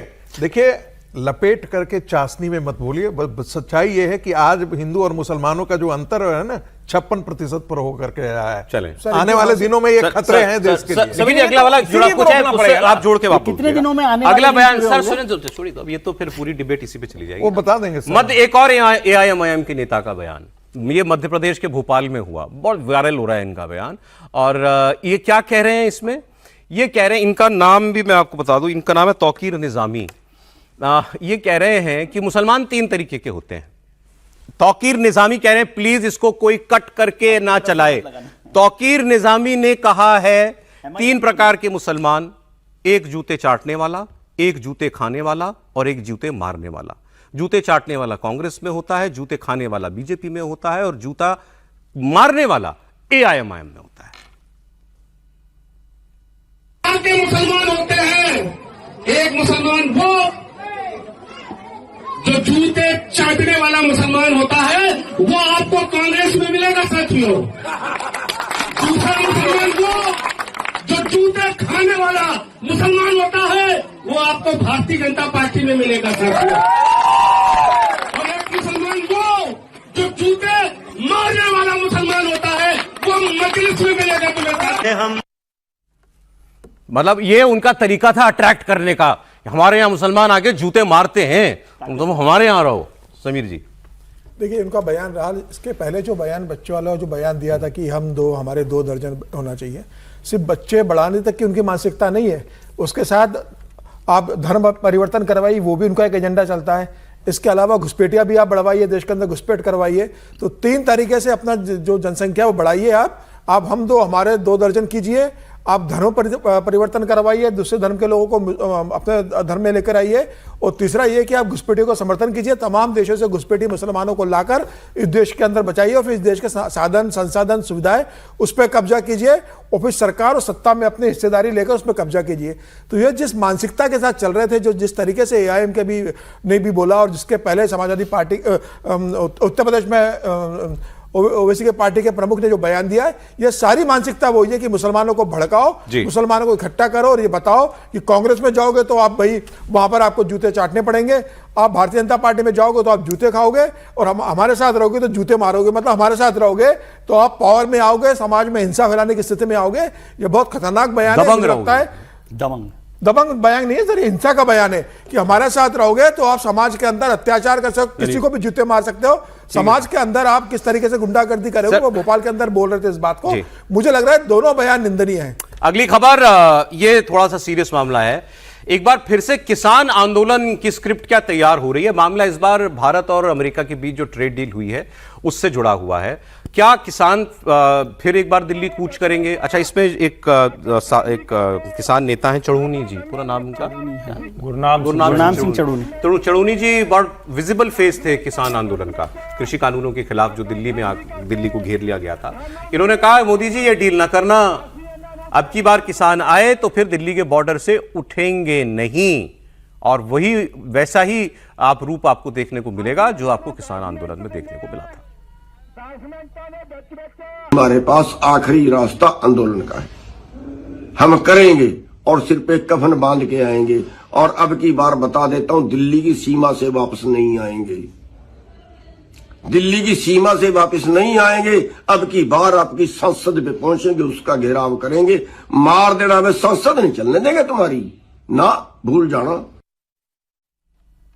कोई माहौल दिख रहा है आपको ऐसा? इन्होंने यूं ही बयान दिया है।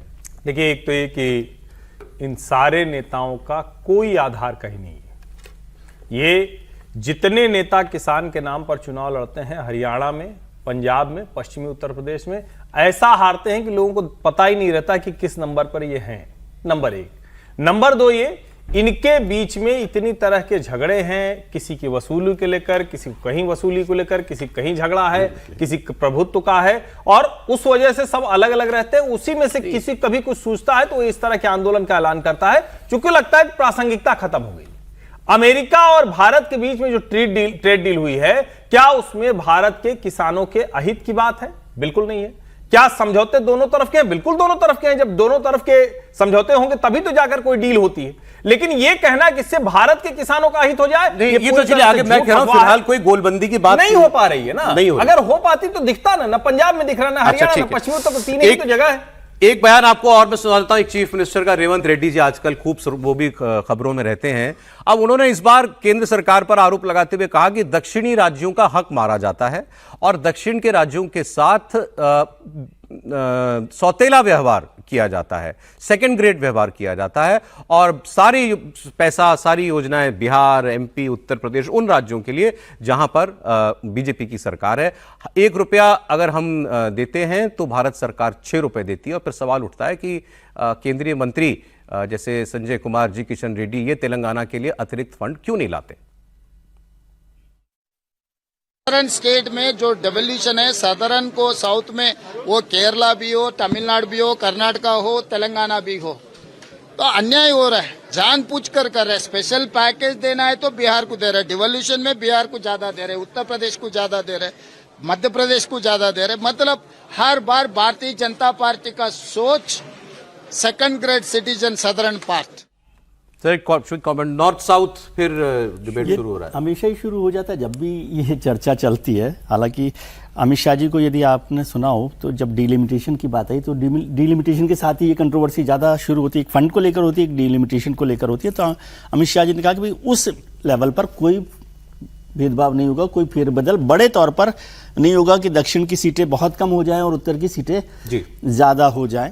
तो वो है। और फंड को लेकर तो हमेशा ही जो भी विपक्ष में बैठी हुई सरकारें होती है वो केंद्र सरकारों पर आरोप लगाती रहती है, और उसको वो वैसे यदि आप माने तो जब आप डबल इंजन की सरकार कहते हैं तो इसका मतलब यह है कि आप थोड़ा सा भेदभाव करते हैं। देखिए, फाइनेंस कमीशन जो होता है वो प्रिंसिपल ऑफ डिस्ट्रीब्यूशन करता है, रेवेन्यू का कैसे बढ़ा दिया है और उसने कुछ अपने पैरामीटर्स होते हैं, वो प्रिंसिपल के आधार पर होता है। ऐसा नहीं कि मध्य प्रदेश को ज्यादा दे दो। पाकिस्तान ने बड़ी बड़ी डींगे हाँकी और कहा हम भारत के साथ नहीं खेलेंगे वर्ल्ड कप में, लेकिन अब ले लिया है U turn. T20 world cup में पाकिस्तान ने यू टर्न कैसे लिया? पाकिस्तान भारत के साथ अब मैच खेलने के लिए राजी है। आईसीसी की सख्ती के बाद पाकिस्तान को बैकफुट पर आना पड़ा। कल तक इनकार करने वाला पाकिस्तान अब 15 फरवरी को कोलंबो में टीम इंडिया के साथ मैदान पर उतरने के लिए राजी हो गया है।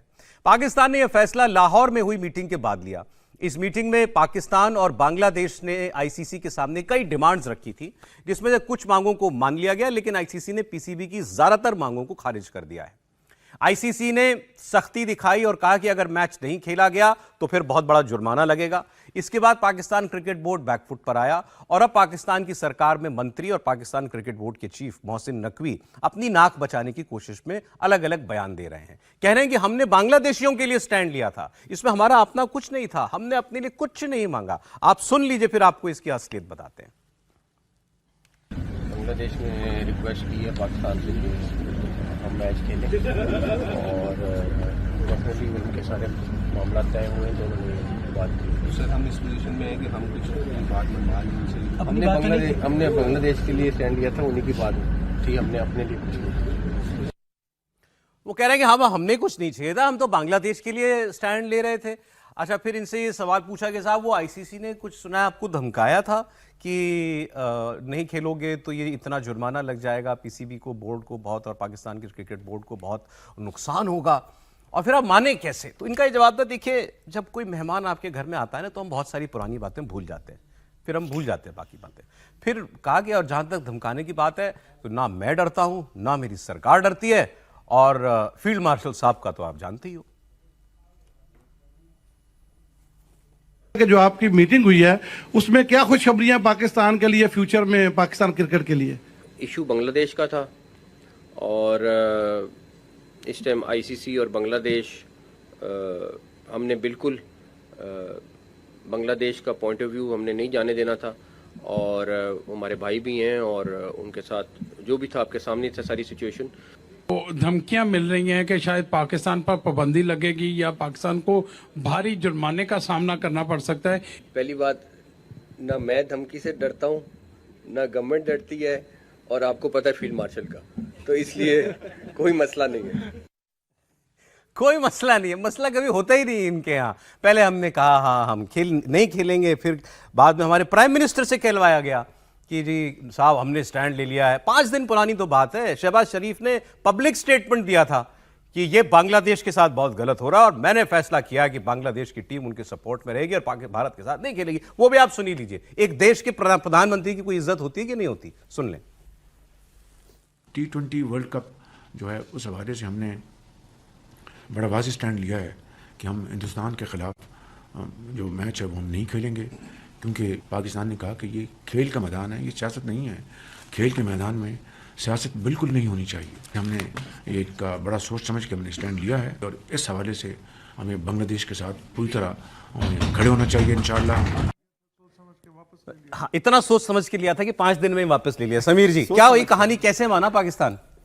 देखिए, पाकिस्तान जिस बांग्लादेश के कंधे पर रखकर बंदूक चला रहा था, उसी बांग्लादेश ने पाकिस्तान को भी मजबूर किया। और जो हालत है, क्योंकि खबर ये आ रही है कि भाई बांग्लादेश क्रिकेट बोर्ड के जो अध्यक्ष है वो लाहौर गए मीटिंग में और उन्होंने पाकिस्तान से कहा कि भाई आपको खेलना चाहिए।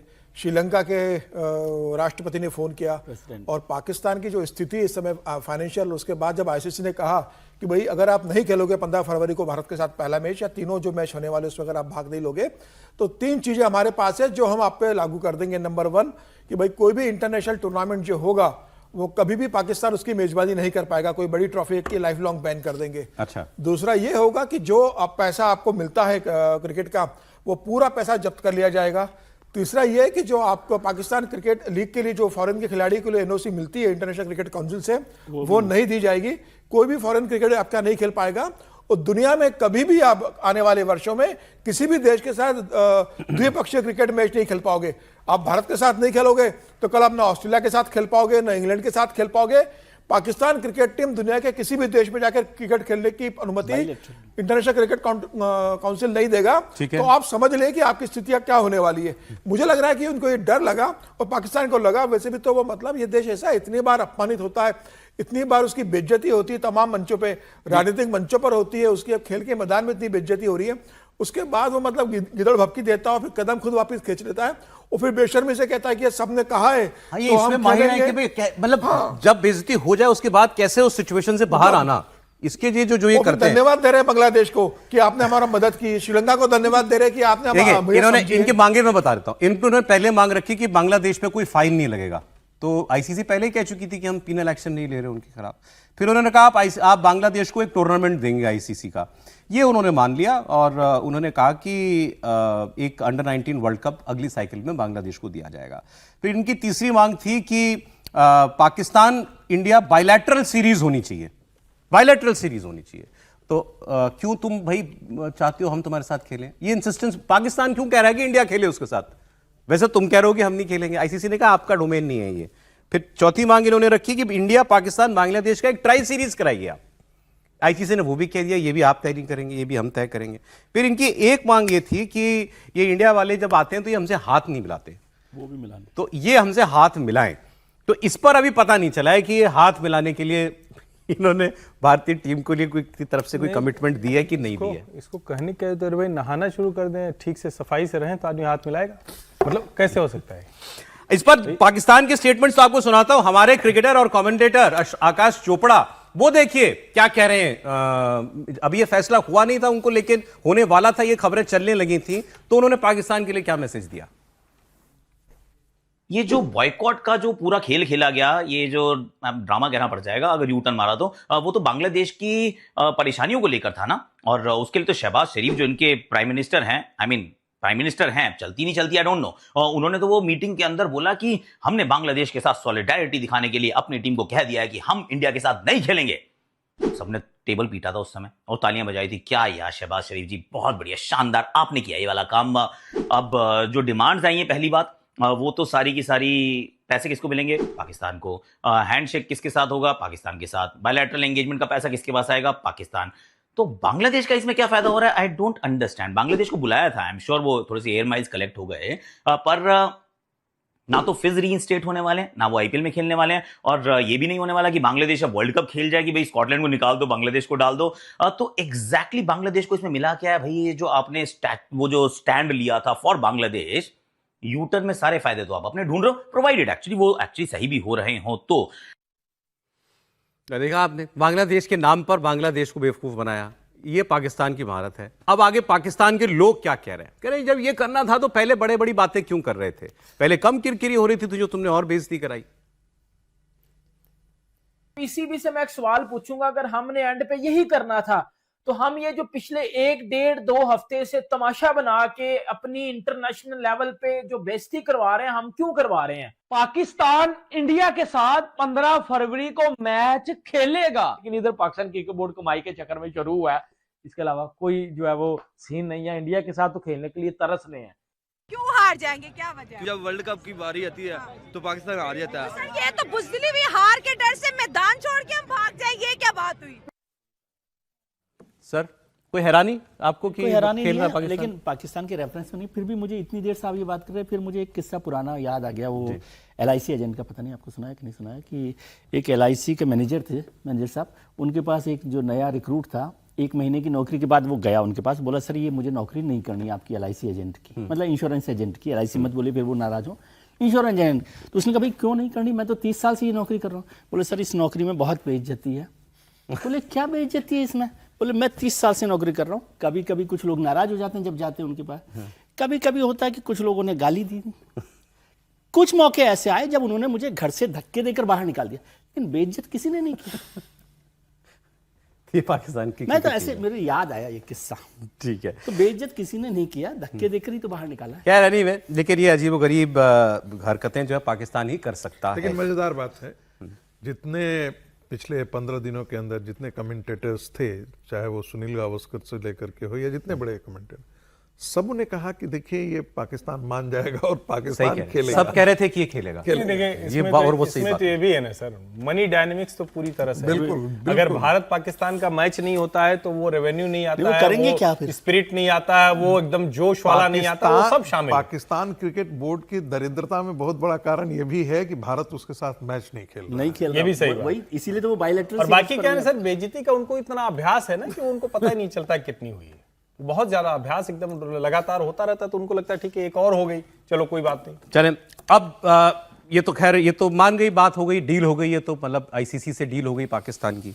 अभी जो इंडिया की डील हुई है इसको लेकर के जो वहां बातें हो रही हैं, ये हमारे यहाँ भी लोगों को जरूर सुननी चाहिए, खासकर कांग्रेस पार्टी को सुननी चाहिए, क्योंकि कांग्रेस पार्टी अक्सर जो बातें यहाँ करती है पाकिस्तान में उसको हेडलाइन बना के दिखा दिया जाता है, क्योंकि वो यहाँ ऑपोजिशन है, वो सरकार की आलोचना कर रही है और मोदी सरकार की कोई आलोचना होती है तो पाकिस्तान की में सूट करता है, वो उनका मीडिया उसको दिखाता है। इस बार उल्टा हुआ, इस बार कांग्रेस जो अपोज कर रही है इस डील को या जिन मुद्दों पर इसको की आलोचना कर रही है, पाकिस्तान उसके अलग अलग बात कर रहा है। वो कह रहा है कि इंडिया ने कोई डिक्टेशन नहीं लिया, इंडिया ने अपने इंटरेस्ट देखे। वो ये भी कह रहे हैं कि इंडिया ने अपने पत्ते बहुत अच्छे खेले इस डील में ट्रंप के साथ। ये बात पाकिस्तान के कमेंटेटर्स कह रहे हैं। तो ये तो सारी बातें तो इन्होंने, ये तो जो भारत सरकार कह रही है वो पाकिस्तान के लोग कह रहे हैं।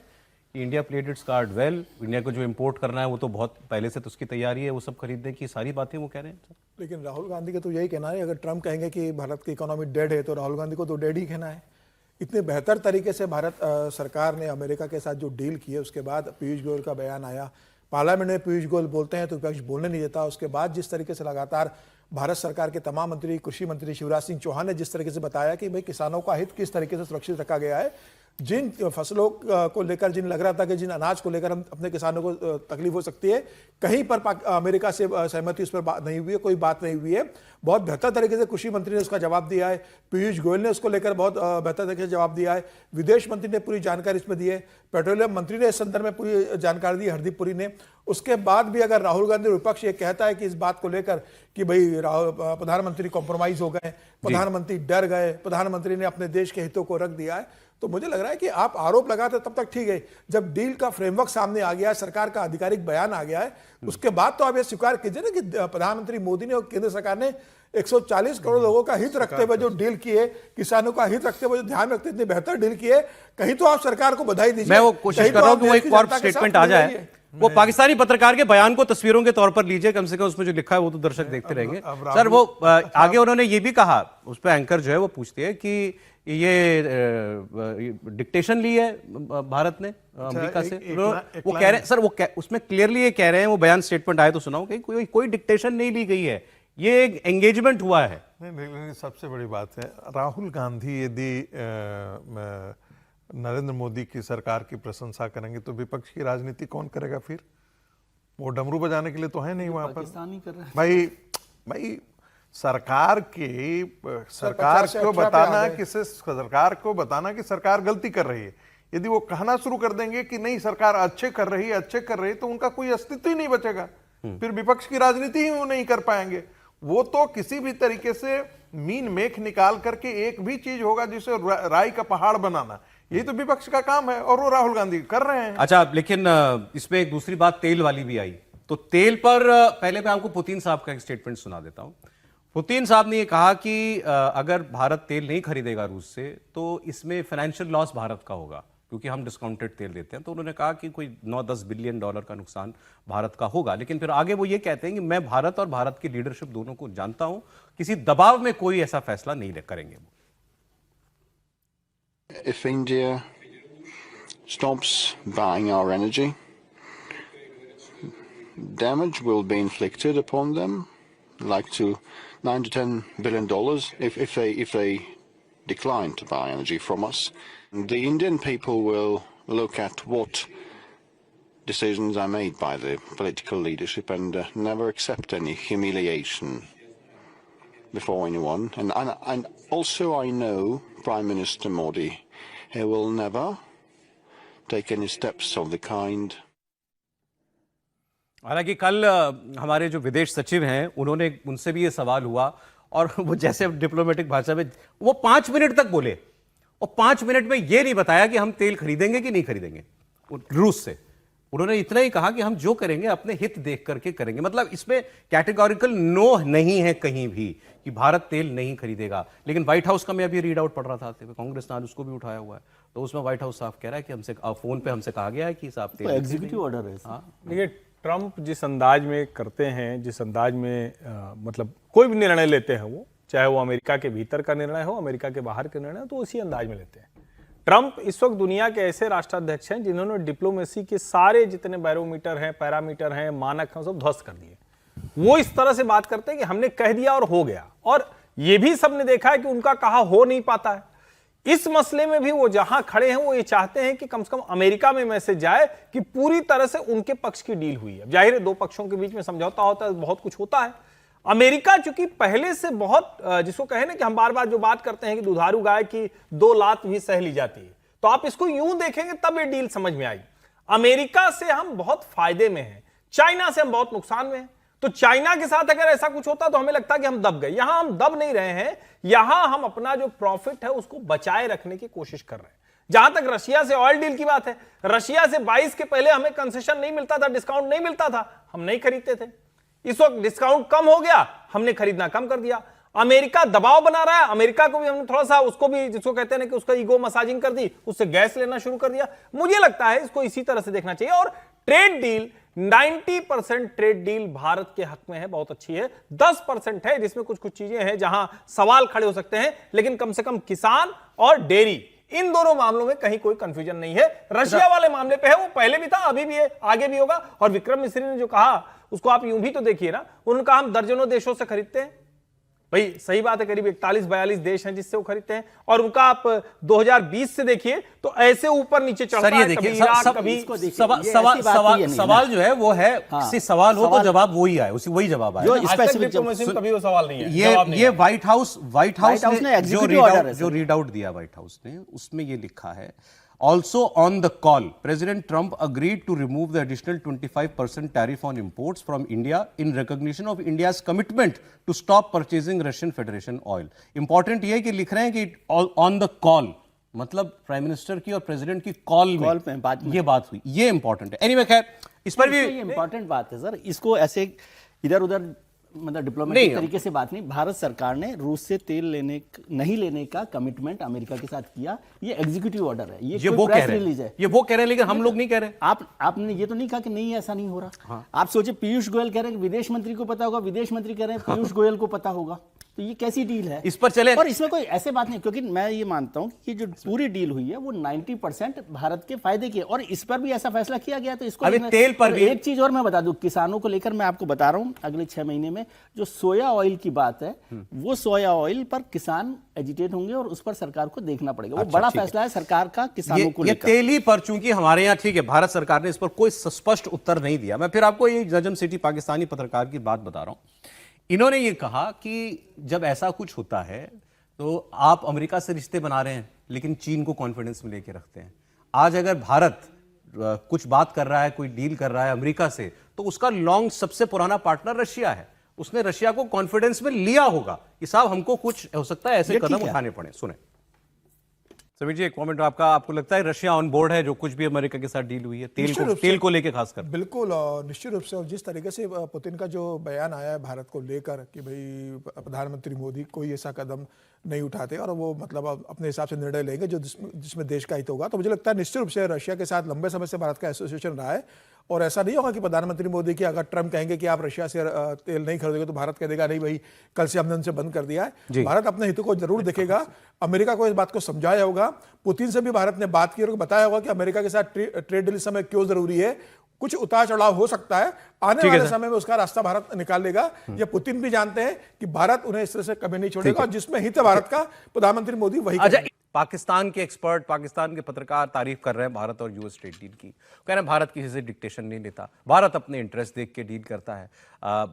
तेल के मामले में भी भारत ने ऐसी कोई कमिटमेंट अगर दी भी होगी तो रशिया से उसके संबंध खराब नहीं होने वाले, रशिया ऑन बोर्ड होगा, सारी बातें। अपनी फॉरेन पॉलिसी के बारे में पाकिस्तान के लोग क्या कहते हैं? कह रहे हैं कौन सा देश है जिससे तुम्हारे संबंध अच्छे हैं, किस देश के साथ तुम्हारे जंग जैसे हालात नहीं है, और देशों के साथ तो छोड़ो, अब तो तुम्हारे अपने राज्य में जंग के हालात बने हुए, स्टेट के अंदर अपनी। तुम कौन सी कामयाब फॉरेन पॉलिसी की बात करते हो? ये तुम्हारे CDF, आसिम मुनीर, पाकिस्तान के फॉरेन मिनिस्टर, विदेश मंत्री ये दौरों पे जाते हैं, करते क्या हैं? इन्होंने आज तक कौन सी चीज कामयाबी से की है? कौन सा 1 रुपए का इन्वेस्टमेंट ये पाकिस्तान में लेकर के आए हैं? और फिर अब ब्लास्ट हुआ इस्लामाबाद में तो 2 घंटे के अंदर ये बता दिया गया कि अफगानिस्तान से आया था आदमी। तो उन्होंने कहा कि अफगानिस्तान से अनार नहीं आ सकता, अफगानिस्तान से सेब नहीं आ सकता, अफगानिस्तान से आतंकवादी आ जाता है। तुम ट्रेड रोक सकते हो, आतंकवादी नहीं रोक सकते हो। ये पाकिस्तान के लोग पूछ रहे हैं।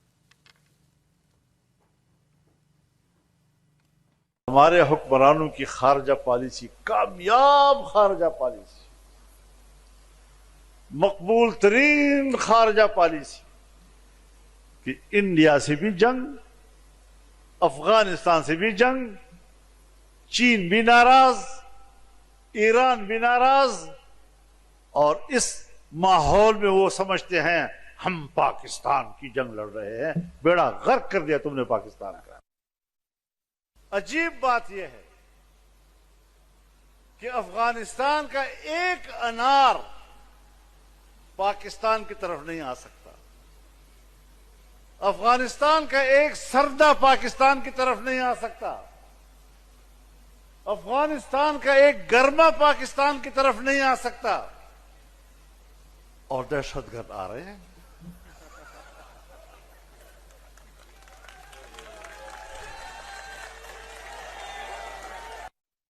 यही बात अफगानिस्तान कहता है जब उस पर आरोप लगाता है पाकिस्तान। कहता है हमारे यहां से अगर दहशतगर्द टेररिस्ट जाते हैं, तुम्हारी फौज क्या कर रही है बॉर्डर पे बैठ के? पाकिस्तान की फौज क्या कर रही है? वहां क्यों नहीं मारती? हमारे यहां तो कश्मीर में कभी आते हैं तो बॉर्डर पे कितने मारे जाते हैं, आप देखिए। तो वो कह रहे हैं आप वहां रोको उनको। और अपने यहाँ क्या होता है इनके यहाँ, ये तो बाहर से कोई आएगा तो कर रहा है, चलिए तो अलग बात हो गई। बलूचिस्तान तो अपना है ना, बलूचिस्तान में कोई बाहर से नहीं आ रहा, बलूचिस्तान में सब वहीं के हैं, वहीं के लोग लड़ रहे हैं। वहां क्या हालात हैं, एक तस्वीर आपको दिखा रहा हूं, फुल स्क्रीन पर तस्वीर दिखा दीजिए। 34 जगहों पे हमले कर दिए बीएलए के लोगों ने, सारा बलूचिस्तान बंद है, एक दुकान नहीं खुली हुई। पाकिस्तान के एक जनरल ने दौरा किया नुश्की शहर का, जहां जिसको 5 दिन अपने कब्जे में रखा बीएलए ने। आप सोच सकते हैं एक शहर वो सो कॉल्ड टेररिस्ट के कब्जे में हो, उस शहर में टैंक उतारा पाकिस्तान ने, टैंक चल रहा है पाकिस्तान के शहर की सड़क पर। इससे ज्यादा और क्या हालात बताने के लिए चाहिए आपको पाकिस्तान के अंदर इस वक्त क्या हो रहा है? लोगों के खिलाफ ये अपने ऑब्वियसली अपने लोग, बिल्कुल ठीक, अपने लोगों के खिलाफ। ये बलूचिस्तान का शहर है और उसमें टैंक चल रहा है। एक जनरल जो है वो टैंक लेकर के पहुंचा है।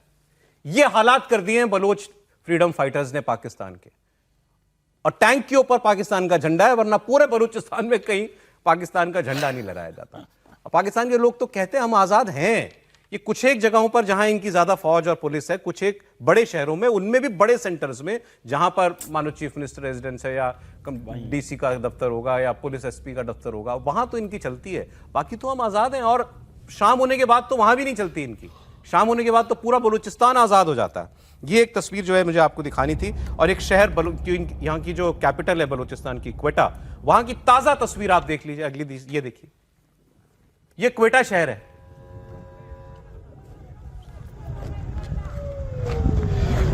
वहां से पत्थर चल रहे हैं, यहां से गोली चल रही है।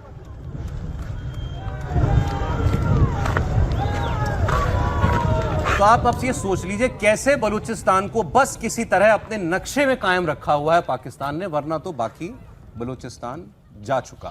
चार्टर जारी कर दिया बलूचिस्तान का तो सर। और यही वो फजलुर रहमान अभी कह रहे थे, हर किसी से तुम्हारी जंग है, अंदर भी जंग है, बाहर भी जंग है। जी सर। अब बलूचिस्तान ने जिस तरीके से अपना चार्टर जारी कर दिया, जिस तरीके से कि अंतरिम संविधान जारी कर दिया और बता दिया है कि भाई अब हमारा संविधान आ गया और आने वाले दिनों में हम स्वतंत्र देश बन जाएंगे, तो ये पाकिस्तान के ऊपर एक बहुत बड़ा तमाचा है कि भाई आप बीएलओ को रोक नहीं पाए। बीएलओ ने जिस तरीके से वहां के लोगों का समर्थन मिल रहा है, ऐसा नहीं है कि बीएलओ वहां पर अकेला है, वहां के स्थानीय लोग उन्हें समर्थन दे रहे हैं, अपने घर में उनको जगह दे रहे हैं, खाना साधन सुविधाएं मुहैया करा रहे हैं। और जब वो 4 से 5 उन्होंने इनके तमाम शहरों में कब्जा किया, तो वहां की जनता ने पूरा समर्थन दिया। आज अगर पाकिस्तान की सेना वहां टैंकों के साथ जा रही है, बख्तरबंद गाड़ियों के अंदर जा रही है, तो लोग वहां उनके ऊपर पत्थर फेंक रहे हैं, उनके साथ गालियां दे रहे हैं पाकिस्तान की सेना को। ये बता रहा है कि पाकिस्तान की सेना अपने ही अवाम का भरोसा खो चुकी है, अपने ही लोगों का भरोसा खो चुकी है। मैं एक बयान आपको सुनाता हूं, एक बलोच फाइटर का, ठीक है वो, और मुझे मिल गया वो बयान, वो उर्दू में बोल रहा है, नहीं तो ये बलोची भाषा में बोलते हैं ज़्यादातर, तो वो बस उसको हम लोग तो ट्रांसलेट भी नहीं कर सकते, लेकिन वो उर्दू बोल रहा है तो उसकी बात समझ में आ रही है। वो देखिए क्या कह रहा है, वो पाकिस्तान की सेना से जंग नहीं बता रहा, वो कह रहा है ये पंजाब की सेना से हमारी जंग है। सुनिए आप। ये जंग हमारे हाथों से ज़्यादा पंजाबी के हाथ में है, पंजाबी आर्मी के हाथ में, कि वो उसको किस तरफ ले जाना चाहता है। वो ज़्यादा बलोच पे प्रेशर डालेगा, वो ज़्यादा दबाने की कोशिश करेगा, हम ज़्यादा उभरेंगे। वो ज़्यादा बेरहमी करेगा, वो औरतों बच्चों को मारेगा, फिर हमें भी मजबूरन वो कदम उठाना पड़ेगा। वो बेगुनाह बलोचों को मार रहा है, फिर हम भी मजबूर होंगे, कहीं ना कहीं जाके हम भी मजबूर होंगे, सिर्फ और सिर्फ उसको सिखाने के लिए, उसको सबक देने के लिए। हो सकता है अगर वो खला को बहुत ज़्यादा बमबारी करेगा हमारे आम लोगों पे, जो पहले भी किया उसने, शायद इस वक्त तक हम सब्र से काम कर, तो हो सकता है कि हमारा टारगेट इस्लामाबाद भी हो, हमारा टारगेट लाहौर भी हो, हमारा टारगेट पिंडी भी हो। ये ज़्यादा बड़ी बात है। अभी तक ये बलोच लिबरेशन वालों ने जो है बलोचिस्तान के बाहर कभी हमले नहीं किए, लेकिन वो कह रहा है अब हमें मजबूर होकर के फिर लाहौर, रावलपिंडी, मतलब आर्मी हेडक्वार्टर भी आना पड़ेगा। सर ये तो इतने दिन से हम लोग बात कर रहे हैं, बलूचिस्तान तो बस कहने के लिए वहाँ पर है, नक्शे में कि बॉर्डर पर बना हुआ है, बाकी वो पाकिस्तान की सेना, पाकिस्तान का सिस्टम वहाँ पर काम नहीं कर रहा है। जैसे आप देख ही रहे हैं कि वो जनरल एक टैंक लेकर वहाँ पर घूम रहे हैं, इससे ही समझ में आ रहा है। और ये इसको आप नॉन सीरियस वार्निंग की तरह से मत देखिए। जो ये बलोच का लड़ाका जो कह रहा है, वो जिस तरह से बात कर रहा है, वो पहुंच ही जाएंगे किसी न किसी दिन। तैयारी है। हाँ, तैयारी वो कर रहे हैं लगातार। और किसी दिन मान लीजिए सेना ने कुछ और ज़्यादा कर दिया तो वो गुस्सा बढ़कर, और इसमें इंपॉर्टेंट बात है ना, जो समीर जी भी कह रहे हैं कि बलोच केवल जो लड़ाके लोग हैं या जो आतंकवादी जिसको पाकिस्तान कहता है वो नहीं है, पूरी जनता वहाँ की जो है वो उनके साथ खड़ी हुई है। इसलिए बहुत मुश्किल वहाँ हो गई है और इससे निपटना भी उनके लिए बहुत। अभी इस बलोच फाइटर ने कहा पंजाबी आर्मी जी, तो पंजाबी आर्मी जुल्म करती है हम पे, हम उसका जवाब देते हैं। ये बात मैंने पाकिस्तान के लीडर ऑफ ऑपोजिशन से भी सुनी, आपको मैं सुना रहा हूं। पाकिस्तान का ऑफिशियल लीडर ऑफ ऑपोजिशन, वहां की पार्लियामेंट में जो लीडर ऑफ ऑपोजिशन है, वो कह रहा है कि ये पाकिस्तान की फौज 4 जिलों की फौज है। 4 जिलों की, उसने तो सर स्टेट भी नहीं बोला, बोले 4 जिले। इसमें कोई सिंधी है, कोई बलोची है, आप सुनिए। 75 साल से हम 3 जिलों की फौज को पाकिस्तान की फौज मानते हैं। 3 जिले पोटार को शामिल करके 4 जिले हो जाते हैं। 4 जिलों की फौज को हम पाकिस्तान की फौज मानते हैं। क्या इस फौज में मेरा हिस्सा नहीं होना चाहिए?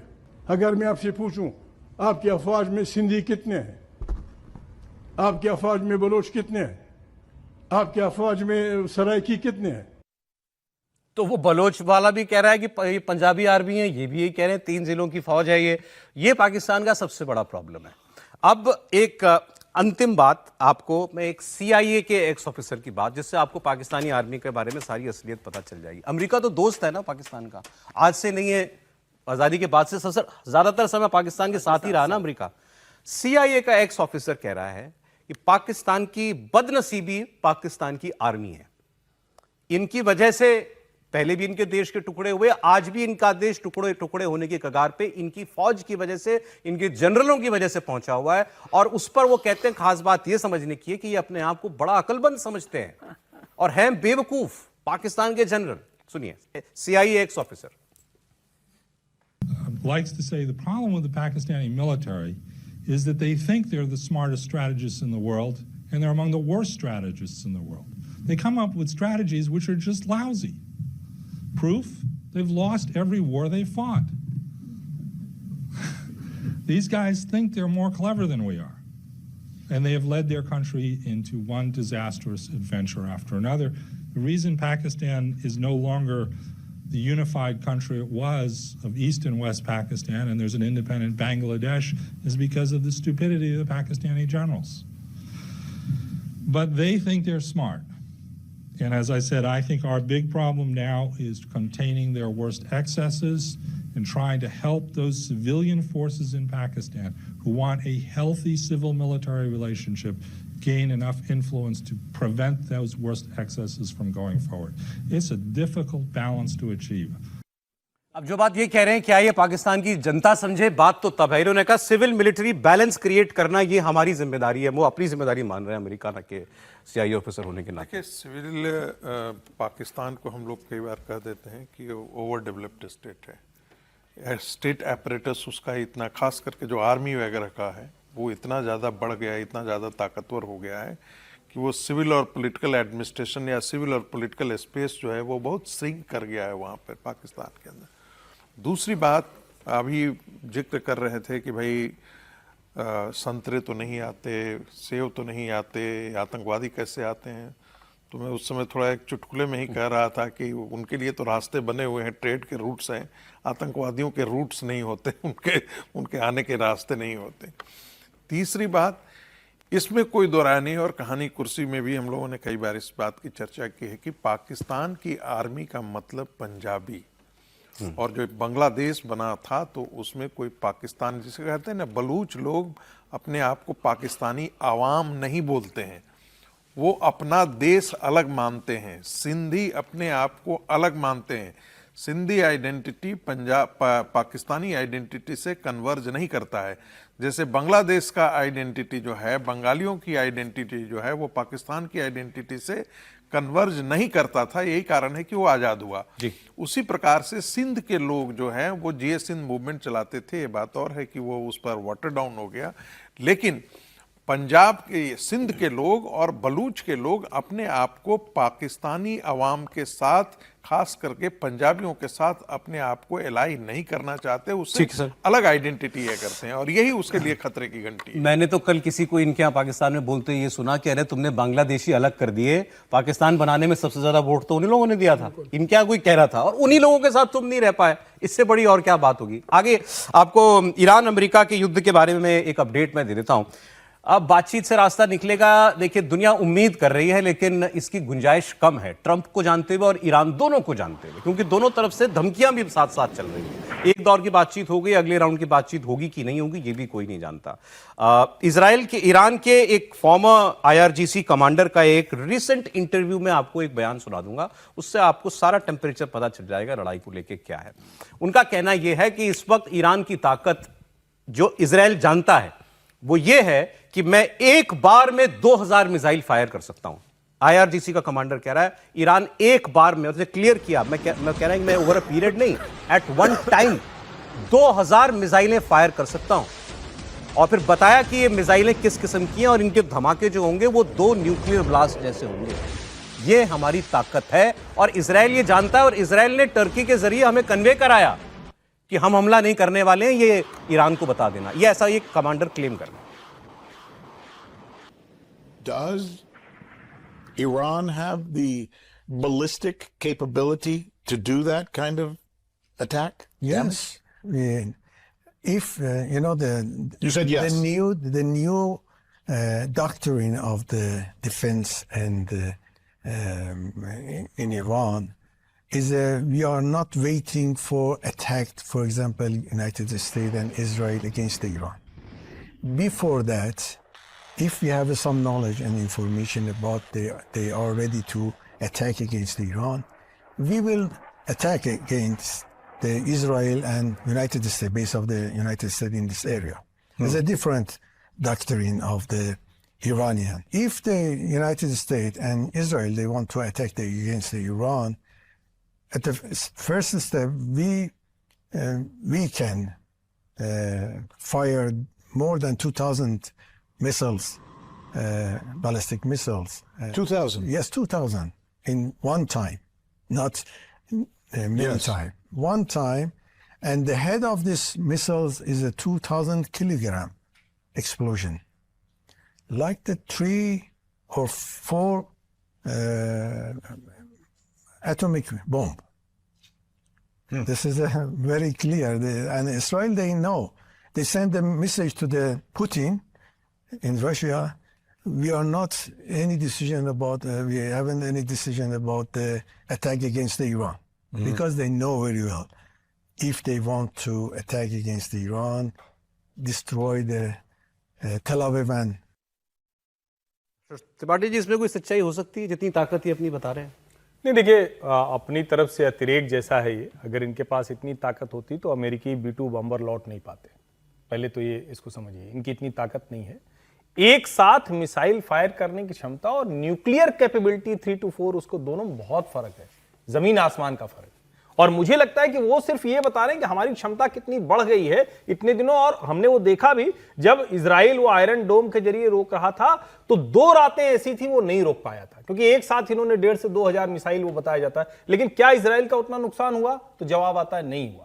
अगर न्यूक्लियर की कैपेबिलिटी वाला वो हमला होता तो इजराइल आधा नहीं। एक्चुअली ये नहीं कह रहे थे कि न्यूक्लियर है, वो ये कह रहे थे उसमें इतने 1000 किलो के बम है, उसका इंपैक्ट वैसा वही मैं कह रहा हूं, इंटेंसिटी इंपैक्ट नहीं है उतना। लेकिन हाँ, ये जरूर है कि ईरान की जो क्षमता है वो जबरदस्त है। हम जितने भी अभी तक वहां की रिपोर्ट्स पढ़ रहे हैं उसमें वो बताते हैं कि पिछले कुछ वर्षों में ईरान ने रशिया के सहयोग से बहुत कुछ अपने आप को डेवलप कर लिया है। बहुत से उसके पास हथियार हैं, बहुत सी ऐसी चीजें हैं जो दुनिया को लगता है कि शायद ईरान के पास नहीं होंगी। अरे मैं मतलब है डोंट टेक अस लाइटली। हाँ, ये तो वो है बेसिक मतलब। मैं आपको एक अमेरिका की एक घटना दिखाना चाह रहा था, एक्चुअली 2। अमेरिका के कुछ सांसद एक कॉकस बना के आए, फ्रीडम फॉर अमेरिका इस नाम का कोई कॉकस, मतलब एक ग्रुप बना के, और उन्होंने आके ये कहा कि देशवासियों जाग जाओ, देश के अंदर दुश्मन घुस आए। ये अमेरिका के सांसदों का एक ग्रुप कह रहा है। वो किसके लिए कह रहे थे? वो कह रहे थे कि हमारे यहां पर एक्सट्रीमिस्ट इस्लामिस्ट की तादाद बढ़ती जा रही है। और वो बात आप पहले वही बात सुना दीजिए अमेरिकी सांसदों वाली। फिर एक टेक्सास के एक इमाम ने जो आरोप ये लगा रहे थे उसको तो एक्सेप्ट कर लिया, प्रूव कर दिया कि ये ठीक कह रहे हैं, इनका डर भी जायज है। ये इनकी बात सुना दीजिए। Kids, wake up America. We got to wake up. The enemy is inside the gates. It is very, very important that we start to understand every day of how important this is. Important to us, our kids, and our grandkids, and the future of this great nation. There's a silent revolution that's going on in our country. We have to remember that radical Islam is not a religion. It is a political organization run by terrorists. Like Mamdani, it is a game changer. We need somebody like Mamdani to be the mayor of New York. And that is a victory for the ummah, because across the Western world, mashallah, tabarakallah, percentages are rising to the point of it's terrifying them. Sweden, 10% Muslim. Oslo, Norway, 10% Muslim. Oslo, of all places. Vienna, the Ottoman Turks tried 200 years, they couldn't do anything. Vienna is 10% Muslim, mashallah, tabarakallah. 10% Muslim. England, London, it is estimated 20%. I was in Australia a year and a half ago. Australia, Sydney, there are districts the size of maybe half of Austin that are 60% Muslim. अभी देखिए, ये व्यक्ति जो इमाम है Texas का, ये गर्व से कह रहा है हमारे यहाँ इतने परसेंट, यहाँ इतने परसेंट, यहाँ इतने परसेंट हो गए, हमको अमेरिका में भी यही करना है। एक ऑस्ट्रेलिया की तस्वीर वो दिखा भी दीजिए, क्योंकि ऑस्ट्रेलिया ने कहा कि एक जगह पे तो 60% मुस्लिम आ गए। एक वो पिक्चर हो गया आपके पास, सड़क पे जो है लोग नमाज पढ़ रहे हैं, जल्दी से दिखा दीजिए। तो क्या ये जो अमेरिकी सांसदों ने जो कहा अभी कि देशवासियों जागो, ये खतरा है, क्या वो ठीक है? या ऑस्ट्रेलिया में जो वो कह रहे हैं ना, जगह पर सिडनी में पब्लिक में लोग नमाज पढ़ रहे थे, पुलिस ने हटाया, और लोग जो थे वो इनके बचाव में आ रहे थे कि इनको मत हटाओ, मगर वो पब्लिक स्पेस में वो नमाज उनको पढ़नी है। अब ये तीनों चीजें मैंने आपके सामने रखी। छोटा कमेंट। देखिए, ये उनके दीन का आदेश है और वो जो कर रहे हैं इस्लाम के मैंडेट के अनुसार कर रहे हैं। ये और बात है, वो जो खतरे हैं वह भी वाजिब है। अमेरिका के लिए खतरे वाजिब है, यूरोप के लिए खतरे वाजिब है, इंग्लैंड में के अंदर और बाकी जो यूरोप के देश के अंदर हैं वहाँ पर खतरे वाकई हैं। हम लेकिन उससे ज़्यादा खतरे के बारूद पर हम ज़्यादा बैठे हुए हैं। भारत के अंदर खतरे ज़्यादा हैं, क्योंकि उन्होंने तो अपनी जनसंख्या को 10% के नीचे रख रखा है, हमारे यहाँ उसका डबल हो गया है। आप ये सोचिए कि अमेरिका में ये मांगे और सांसद ग्रुप बना के ये मांग कर रहे हैं। के बांडी ब्रिज पे जो हमला हुआ था, 15 लोगों को मार दिया था चरमपंथी लोगों ने। ये वेस्ट को देखना है। क्या ब्रिटेन को पहली महिला मुस्लिम, ये भी खबर है, इस पर कल बात करेंगे सर। आज समय इतना ही था। बहुत शुक्रिया समीर जी, प्रोफेसर साहब, विजय जी, हर्षवर्धन जी, बहुत धन्यवाद आपका।